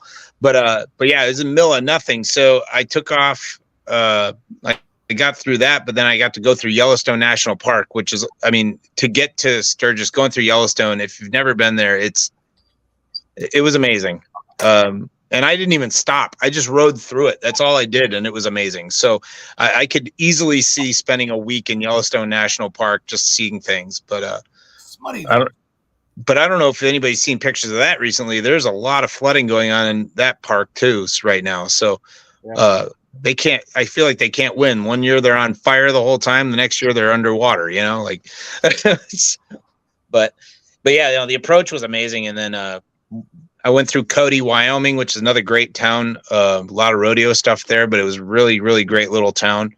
Another town in Wyoming. I just loved Wyoming because I stopped in. My parents were staying in Gillette, Wyoming. We stayed there for a day or two, and it was just wonderful. It was a great little town, hometown feeling, and if you want a haircut, it's going to take 3 hours, even though you don't have long hair. That's a place to get a haircut, I'll tell you. But it was old school barber shop, where it's like an experience where you're just there with people, But it was a great little area. And then just like I said, the ride in from the west, I actually met Mikey G at the Devil's Tower. So like they had come past Sturgis and met me there, and then I rode with them back. So, but. And that's was this in 21? Yeah, 21. Yeah. It was when I ran Indy out there, Bert. Okay. Yeah. Yeah, when you come across South Dakota, there were parts of the ride that were nice. Like Wisconsin was very pretty riding through, and then I feel like when you go into is the river? Was it into Minnesota? When we crossed over Wisconsin to Minnesota, there's a river you cross over to, and that river valley was just really stunning. Cool. Like going through there, it was really cool. And then we saw the statue by Sioux City. Yeah. Whose statue is the Sacagawea statue? Sacagawea. Yeah. I forget what they call that. But after Sioux City, right? Yeah. Like that was it. So from Sioux City to basically Rapid City is nothing and sunflowers. Miles of sunflowers. Miles. Yeah, but you guys on that side, you're like, I've never been to Wall Drug. I've never made it there. Yeah. Because that's on that side. I didn't get out that way, And so you didn't get to the Badlands? No. Wow. I never got out there. Wow. So like I said, I gotta go back. There's stuff I still gotta do. But even that ride out across those plains, it was just really cool when we crested a hill and it just opens up to this big old plains, and it's like it was nothing. It's like holy shit, it's Dances with Wolves. It's like it really exists. These big wide open plains, rolling hills, rolling plains. It's like it was unreal. I can say on my journey so far, though, coming back east, the state with the worst highways is Indiana. No, worst I've been on. Yeah, you don't know Iowa or what? Iowa. I didn't go through Iowa. Yeah, Iowa. I still haven't been to Iowa. I haven't been to Nebraska. I still got to hit those. Yeah, Iowa is what made us one corn stalk. You've seen them all. Yeah, Iowa is what made us want aftermarket suspension. Iowa was bad.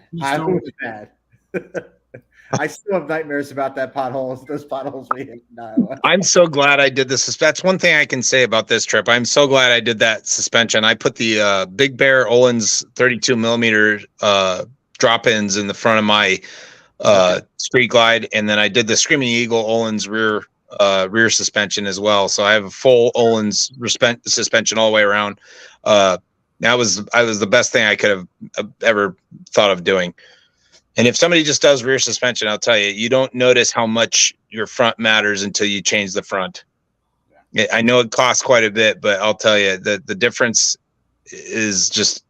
It's a system, man. They both work together. Yeah, it's amazing the difference. I mean, yeah, you're not going to feel the shock in your butt as much if you just do the back, but I'll tell you what, the shock when you're hitting the front like that, it's a world of difference. Just the braking, the way the bike brakes, just handling in corners. It just, it's worth it. There's the there it is. Dignity of Earth and Sky. Yeah. That's the one. George has a nice video of that. Yep. From our How do you stop presenting? Stop. Yeah. So I still haven't been to. I didn't go to that. I didn't go to Custer. So I have a whole bunch of stuff I still got to do at Sturgis. I don't think I hit the Needles Highway. Were you even at Sturgis, dude? Yeah, right. Spearfish? I was running all over the place out there. That's all right. George hasn't been on Needles either. I haven't been on Needles either.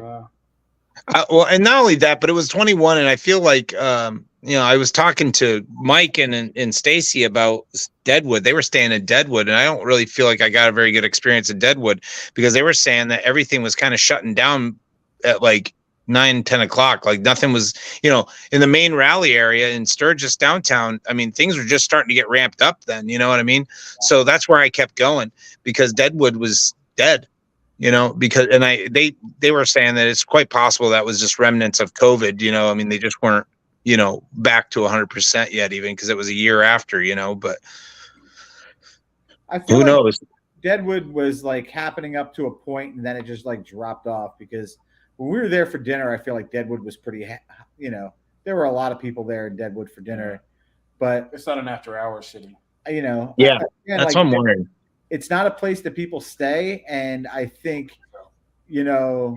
riding around at night, if you're not staying there, like downtown Sturgis, a lot of people are staying there or they're staying close. Yeah. In Deadwood, you're kind of like, you're up in the hills. Right. So, and the deer are big. Glenn had to stand off with a goat. I was going to say, wasn't there a goat incident? Yeah. Well, of course it was Glenn. I mean, if I had to figure out who was in the right and who was in the wrong between Glenn and a goat, I would probably have to go with the goat. Gunny versus goat. I don't know. You going with the goat? Well, I don't know details. Was Glenn Glenn trying to go off road into the goat's territory? Because Glenn does ride off road. Glenn has taken people off road. Eight baggers off road, which was great because then he wanted to turn around and go back up that dirt hill. and people were just like, "Yeah, you're done. You're done. You're done here. Your time leading is done." Wilkie said, "You think the deer are big? Wait till you meet a moose in." I don't want to meet a moose. So I saw when I was up in New Hampshire for work, we went out to dinner and saw a moose on the side of the road. And holy shit, man. You think they're big in New England. You should see them in Alaska. Oh, yeah. I was like, that is the biggest deer I've ever seen.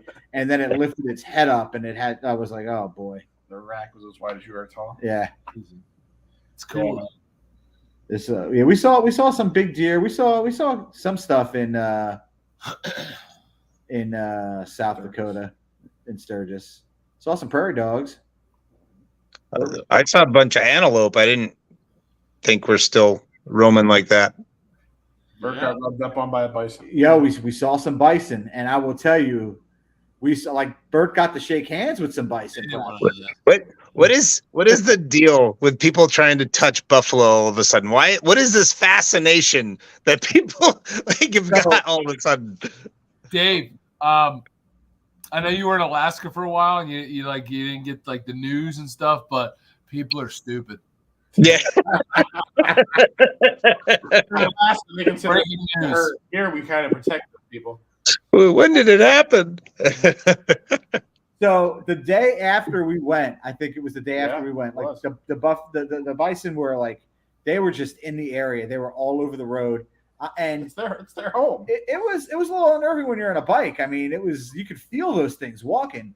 And was that the year the lady so got big pants? After we were right in that same spot. That same spot. She got off of her bike and she put her arm around a cub to take a selfie. And got charged and was centimeters from getting gored because it caught her belt loop and ripped her pants off. She's lucky that's all that happened. Yeah. She got airlifted though, right? She got knocked out. Well, she got airlifted. There were, and there was a guy airlifted the day that we were there. But there's a bunch of signs as you go up that road saying, don't touch the fluffy cows. Don't touch fluffy cows.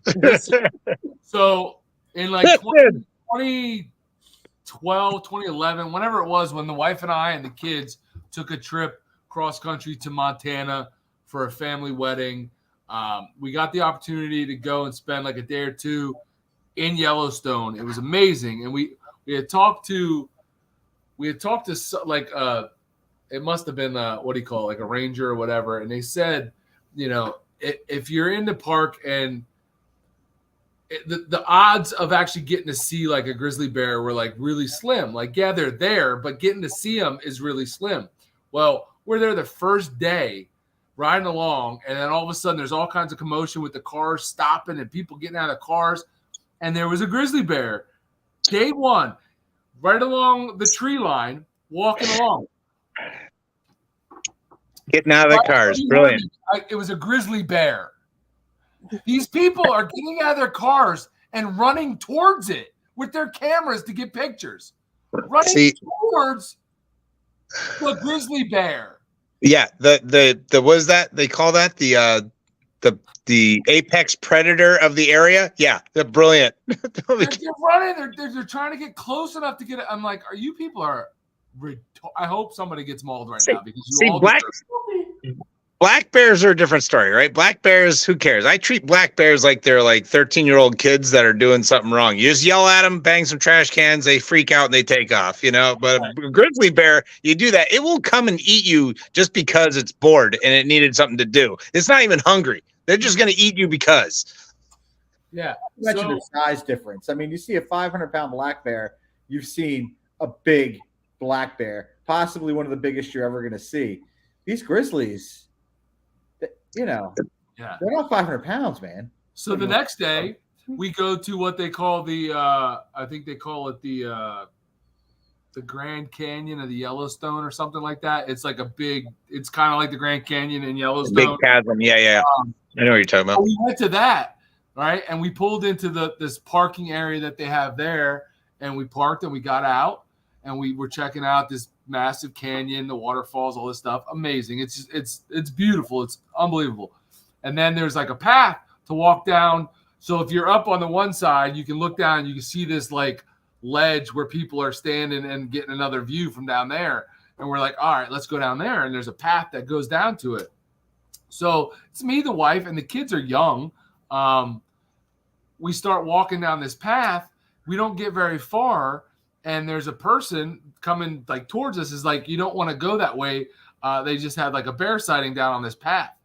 And we're like, okay. And then like 2 seconds later, like I think it was like a ranger came along, was like, yeah, you don't go down this way. There's a bear down here. So I grabbed the kids because they were ahead of us, and we turned around and walked back up. We went back up to the parking lot, got to the car, got in the car, and here comes massive grizzly bear walking up the path that we were just headed down.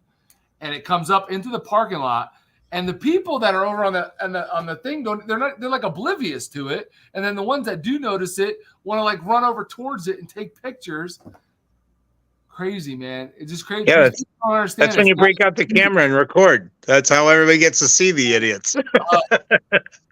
It's nuts though, man. I think so many of these people, like, they live in this weird world where like they don't understand that the wild is not a zoo. Like there's nothing protecting you, right? They're right there. That's exactly why I loved living in Alaska. Honestly, when I was living up there, the fact that you literally drive out of the city limits and it takes nothing, maybe 2-3 miles out of the city limits, and you're already into no man's land. You're on your own. There's actually signs that say beyond this point, there is nobody coming for you. You are on your own. So, I mean, to have to, once you understand the gravity of that statement, people, because people are oblivious to it, right? Somebody will come. No, they won't. No, and there's nobody out here. I've seen Alaska State Troopers. They'll come. Oh. Well, the game wardens will. If you're in danger, just whip out your gun and shoot something. They'll find you immediately. That's so true. It's not hunting season. You just shot something. Oh, hey, look at that, a game warden. Thank God you came. I've been lost. Yeah, but you're going to jail because you shot this moose. That's too funny. We watched the main one with the game wardens. I don't know what it's called, but the TV reality show with the game wardens in Maine. It's like, I watched that and I'm like, are you kidding me? The stuff that they're busting these people's balls for is like, golly, with fishing licenses and all that crap, man. Yep. It's crazy. It's crazy. Is that, like I said, it's the only place in the world where you can go to jail for not having a fishing license, but you can cross the border illegally and come on in and nobody cares. I digress. Meanwhile, you can't get into Canada if you ever had a DUI. Straight up. You can't get a fishing Yeah, license right? in New Jersey if you owe child support. Can't get a what? What? What does that got to do with anything? Can't get a what? Straight up, when you go fishing, and it's been this way for years. You can't get a fishing license. They do a child support check on you. You got to answer a whole questionnaire about child support. That's how they're tracing down child support.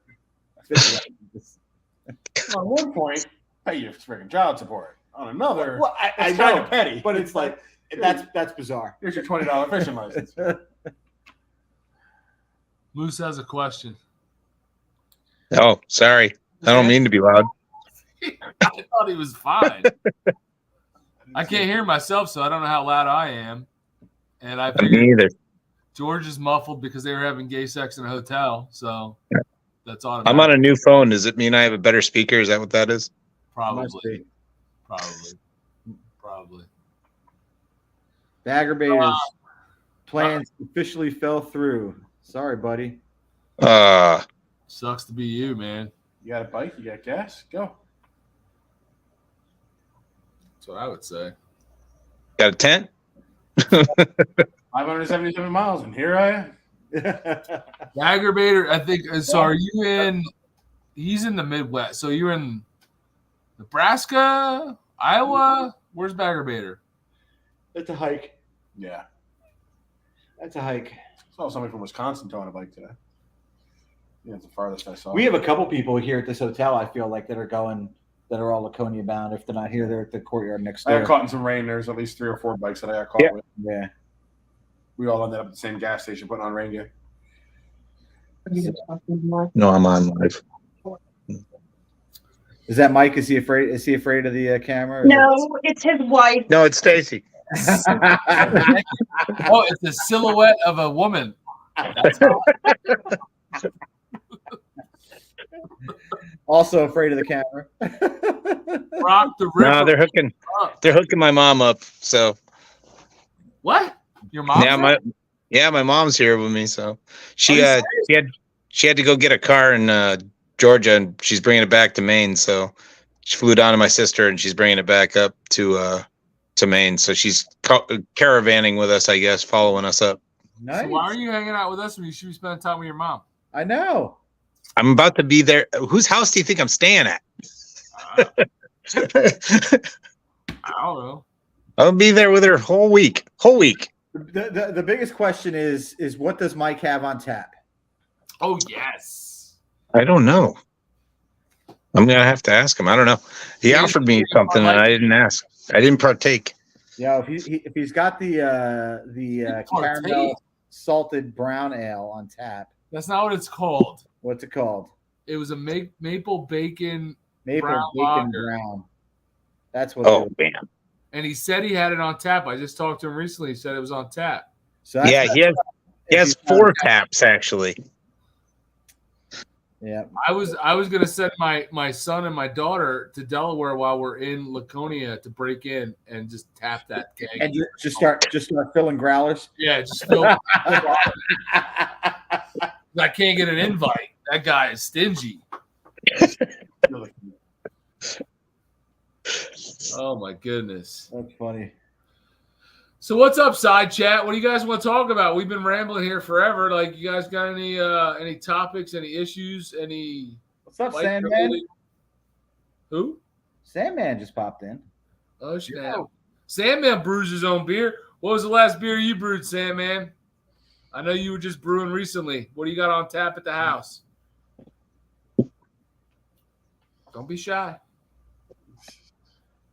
If it's brown, it's down. What does that mean?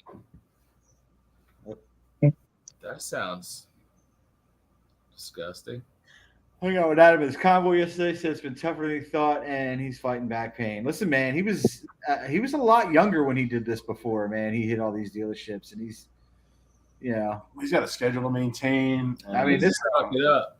so much harder now than just going places. I feel like he had a schedule before, especially as things got ramped up. Like, he definitely had a schedule before, but I feel like this is different. This is a lot higher profile. Tighter time frame. It is a tight time frame, and He's not doing it alone. I mean, he's not doing it. He was out. He was out there in Scottsdale, like I think it was only like 3 weeks ago in Arizona. Yeah. So he's all over the place. And I thought he left Scottsdale and like rode up the PCH. Wouldn't surprise me. And now he was in like Nebraska and Yeah, I missed a couple days.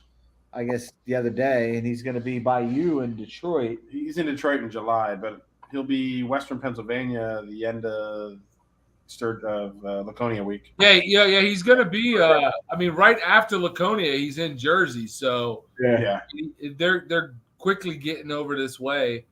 That's a lot of riding and a lot of stops and a lot of deadlines. And the last time he did this, I don't think he had like a hard finish time. Like, yeah, he was hitting every dealership in the country, but I don't think it was as quite a tight a time frame because he didn't have that destination at the end that he had to finish up at, which he does now. So he can't miss these, he can't miss stops and stuff like that. So. And you just got to keep hammering. That's the thing. The logistics of it all I mean, just obviously I'm just by myself, so I can't imagine having a whole entourage having to be a part of that. Yeah. Man. Well, I think the good thing is I don't think he didn't map it out. He's not like having to deal with that on a day-to-day. I think he's got people helping him with that. And the people, basically tell them where they got to go and stuff. He doesn't have to figure any of that out, which helps. But it's still I think the hardest part, like that he's dealing with, is he's every single day he's interacting with the people and having to have a happy face and an upbeat, positive attitude. It's exhausting because he's raising money, and I mean, he can't have a down day. Yeah. It's not 2 hours of downtime at the dealership. It's 2 hours of meet and greet. Yeah. No, he has his downtime is in the he's on the clock. Right. And that's basically he's uploading some footage and going to bed. Like he's got no alone time. He's got no downtime. And that's for basically 3 months straight. That's tough, man. Yeah. Tough. So I give him credit, and he's doing it. He's putting on that's the cost of doing business though, right? I mean, yeah.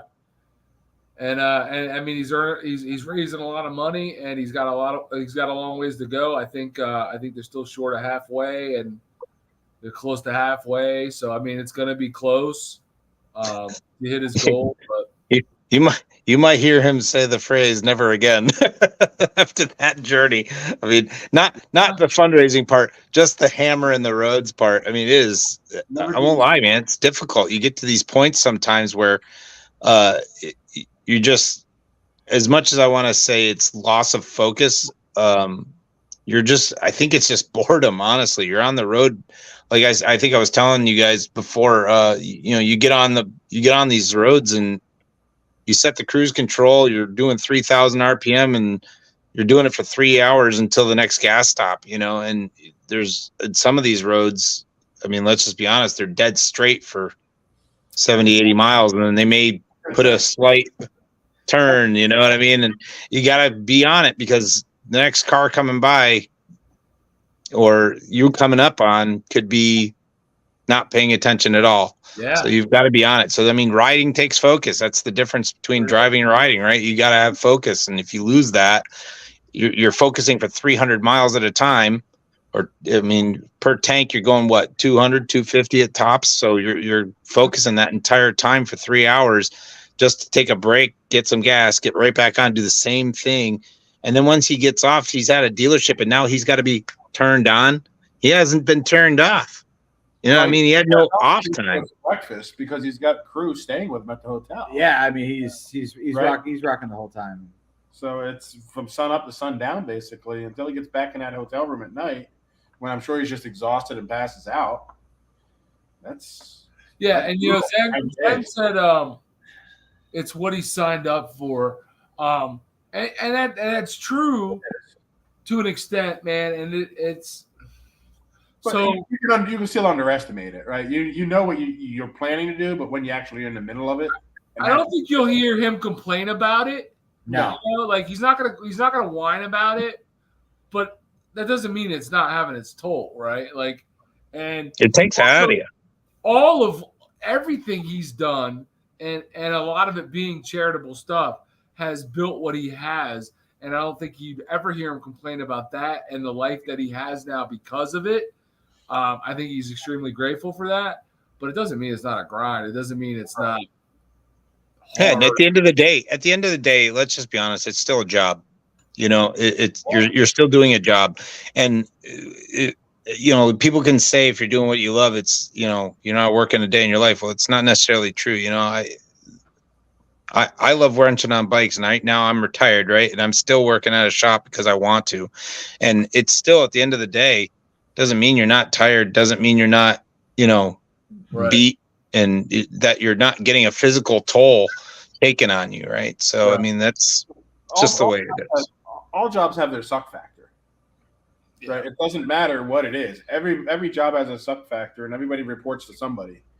So, no matter, you think that may be the greatest job in the world, some of the jobs people do, you work as a mechanic. I work in the automotive industry as an engineer. People be like, oh, it'd be really cool to work on that stuff. And it's like, yeah, it is cool when it's not sucking. Right? Yeah. Every job has its suck factor. The key is to make sure that the good outweighs the suck. And as long as that does, you're okay. Yeah, and just because you love your job, you can love your job. Doesn't mean it's not physically taxing. It doesn't mean it's not tasking. It doesn't mean it's not times where it wears you out. Yeah. Yeah. Have a good night, Winroad. This is one of those times, man. Yes, it is. He signed up for this, absolutely, and he knew this was going to be a challenge, and he knew it was going to be hard, but he's doing it to raise money for Wounded Warrior Project. So I mean, no matter how hard it gets and how sucky it could be at times, he's going to push through it, Yep. But he's still human. He was younger when he did it the first time, though. Yeah, younger. To a point, I understand how he feels, because there's times, I'll tell you right now, guys, it didn't dawn on me what I was doing until I got to like Amarillo, and I was like, what the hell am I doing? Because I started thinking about, I'm not going to be home for a month. I'm going to be on the road this entire time. So I can see a glimpse of what he's going through, and I don't even have the put on a happy face, routine that he's got to have. It's just going and going and going. Nowadays, I mean, if you want to raise money like that, it takes bold moves like that. It takes courageous, big moves like that. And, it's not easy, man, if you want to kind of raise that kind of money for a cause, And pushing and commitment. I mean, you got to charisma. Yeah, it's tough. But he'll be fine, man. He'll get through it. He's a tough dude. Yeah. But I mean, long trips. I mean, Dave's probably taken some of the most epic motorcycle trips of most people I know. I mean, Alaska you ship the bike. Did you ship the bike to Alaska to do Alaska to I had to ship it to Seattle from Alaska because Canada wouldn't let me through they were still pretending COVID was the worst thing that planet Earth ever seen. So I couldn't get through Canada to ride through the Alcan. I was gonna, and there was a lot of people that were, when I was making the plans, that were, especially my family, were not exactly excited about me doing that, because you're literally in the middle of nothing. There's no cell service. There is no nothing. I mean, and I would have had to have carried a gas can with me, because there's a good possibility I couldn't have made it to the next gas station, because they're that far apart and they may or may not be open. So that was just the way I was looking at it. I was preparing for that. But shipping the bike to Seattle was kind of a bummer for me. But at least I got to ride from Seattle to Sturgis, and then once I left that, I went south to Arizona via Colorado, and I actually went up Pikes Peak even on that trip. It was awesome. So, I mean, just checking things off of lists, that I know a lot of people would like to have done, and just seeing, taking advantage while you're there, right? That's the biggest thing. Is there's a lot of people that, I mean, forget riding across the country. There's people that live in places that there's 1,000 things to do and they've never done it. I can't tell how many people I've met in Arizona that have never been to Grand Canyon. Like, they lived there their whole life, never been to the Grand Canyon. I'm like, It's your state is named after it. How have you never been there? So I mean, but you see the same thing in New York. I mean, I grew up in an area where nobody ever been in New York City. That I was going to say, I mean, don't get me wrong. New York City ain't the greatest place in the world, but to experience it at some point is to say you've been and done it and you know it, right? So we grew up close to New York, and I have friends who didn't get there till they were in their 40s. Yeah. Yeah, I mean, it's interesting because, grew up in Jersey, you take a lot of that stuff for that history and all that for granted. And then when I moved out to Michigan, where, they were like Michigan State University was founded in like 1869. I'm like, 1869? Jesus, my school was 100 years old by the time Michigan State was founded. Yeah, Arizona wasn't even a state. Yeah, it's until you get out and experience it. And the stuff that you've never done locally because you're like, oh, everybody goes to Statue of Liberty or everybody goes to Ellis Island or whatever. Yeah, but have you? I've been to the base of the statue because they weren't allowing us up. But yeah, that's why I'll tell you right now. I mean, living in Jersey for 12 years, I actually I tell people all the time. They're like, "Oh, how bad was that?" And I'm like, "Not really that bad." I mean, I wanted out of New Jersey not because of the state and because of the area. I wanted out of there because of the job opportunity that I wanted to have. Right? It's like, so I wanted to go and see things. I'm from New York. I didn't join the Air Force to come back to the Northeast. I joined the Air Force to go see the world. So the fact that I was able to fly for a while really checked off those boxes that I wanted to do. But once I was no longer flying anymore and I was now just a leadership person, it was mundane, right? I wanted to get out of there. So my journey to Alaska, I drove there. Of course I drove there. Why? Well, I mean, it's like anything. It's like, to me, it's like riding. I'll drive all day long. I'll drive 12, 14 hours. I won't do that on a bike. Most I really hit on a bike is about, 10 hours in a day. But yeah. Yeah. Taking advantage of the stuff that's around, though, you're absolutely right. There's so many things, especially like I said with Jersey. You have such access to Washington, D.C., New York City, Philadelphia, Atlantic City, and even not even that. It's not too far, but you can have a weekend trip to Boston or to Niagara Falls, or there's so much in reach, and people just don't take advantage of it. So that's why when I'm riding, I'm trying to see things along the way. It's why, like I said, I took some time to jump off on the Route 66 stuff and see some of that, see some of those things, and actually see with my own eyes some of the stuff that you always would hear about Route 66, and so there's still a bunch of it I want to hit. So I still have to go west of Flagstaff, and I still need to go north of St. Louis, but I think I took out a good chunk of it. You got the Kingman picture? No, that's west of Flagstaff, so I've got to do that part still. So Route 66 being in the middle of the road in the corner of Kingman, Arizona. I just want to go to Winslow. I'll tell you what, George, if you go to Winslow, don't make that your whole day trip. I'll tell you that right now. You'll spend about an hour, and then that's about it. And I'll tell you, if I had to work somewhere right there in the town center of Winslow, I'll tell you what the song I would hate the most is, and it's pretty obvious because it just plays on a loop all day long. All day long. Let's want the picture, man. I need the picture. Standing on the corner in Winslow, Arizona. Right. That's right. Well, listen, man, we hit the 2-hour mark, man. I don't know about anybody else, but I'm super excited, super stoked to be heading out tomorrow. I'm looking forward to this trip, hanging out with you guys, and doing some stuff that we didn't get to do in 2017, and just having a good time. Heck yeah. I know you're heading up with Mike tomorrow. Yep. Be safe, man. We will see you Saturday morning sometime. George and Justin, I know you guys are heading over, taking the back roads, the scenic route. So 7 and 9. Have a good time. Enjoy the ride. That is the best route. I'm telling you, it's the best route. It's awesome. Be safe, and stop at Hogback Mountain. Yeah. Yep. In the side chat, man, we appreciate you guys hanging out with us tonight and just listening to us to BS a little bit about Laconia and about riding.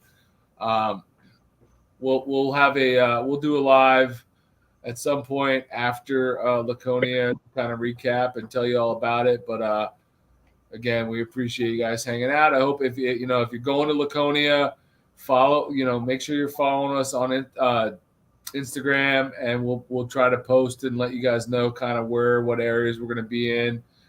And if you're in that area, come by. If you see us, say hi.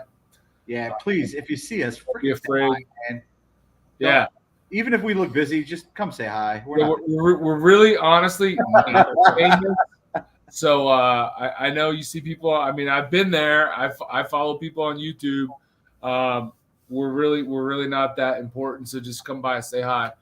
We definitely. I mean, we get a kick out of it and we appreciate it. So we'll be with Dave. We'll be with Justin. We'll be with our buddy Mike. We'll have the wives with us. It's going to be a great time. I'm so looking forward to it. It's going to be action-packed 4 days, I'm sure. And when are you? So Dave. When are you leaving Laconia to head back to Jersey? The following Sunday. So you're going to be there for 4 days after us. Yep. So if you guys happen to run into Dave, stop him and say hi. He doesn't have a channel, but so what? Stop him and say hi. He's a friendly dude. But yeah, Dave, thanks for hopping on, man. I know you didn't plan this, and it was kind of just happened, but I appreciate you getting on and talking to us. It's been a fun no worries. Again, everybody, have an awesome weekend. If you're not going to Laconia, if you are, look for us. George, Justin, ride safe tomorrow. I'll see you guys tomorrow night. I'll see you guys. Later, guys. Until next time, we'll see you. Thanks for hanging out. Later. Later, guys.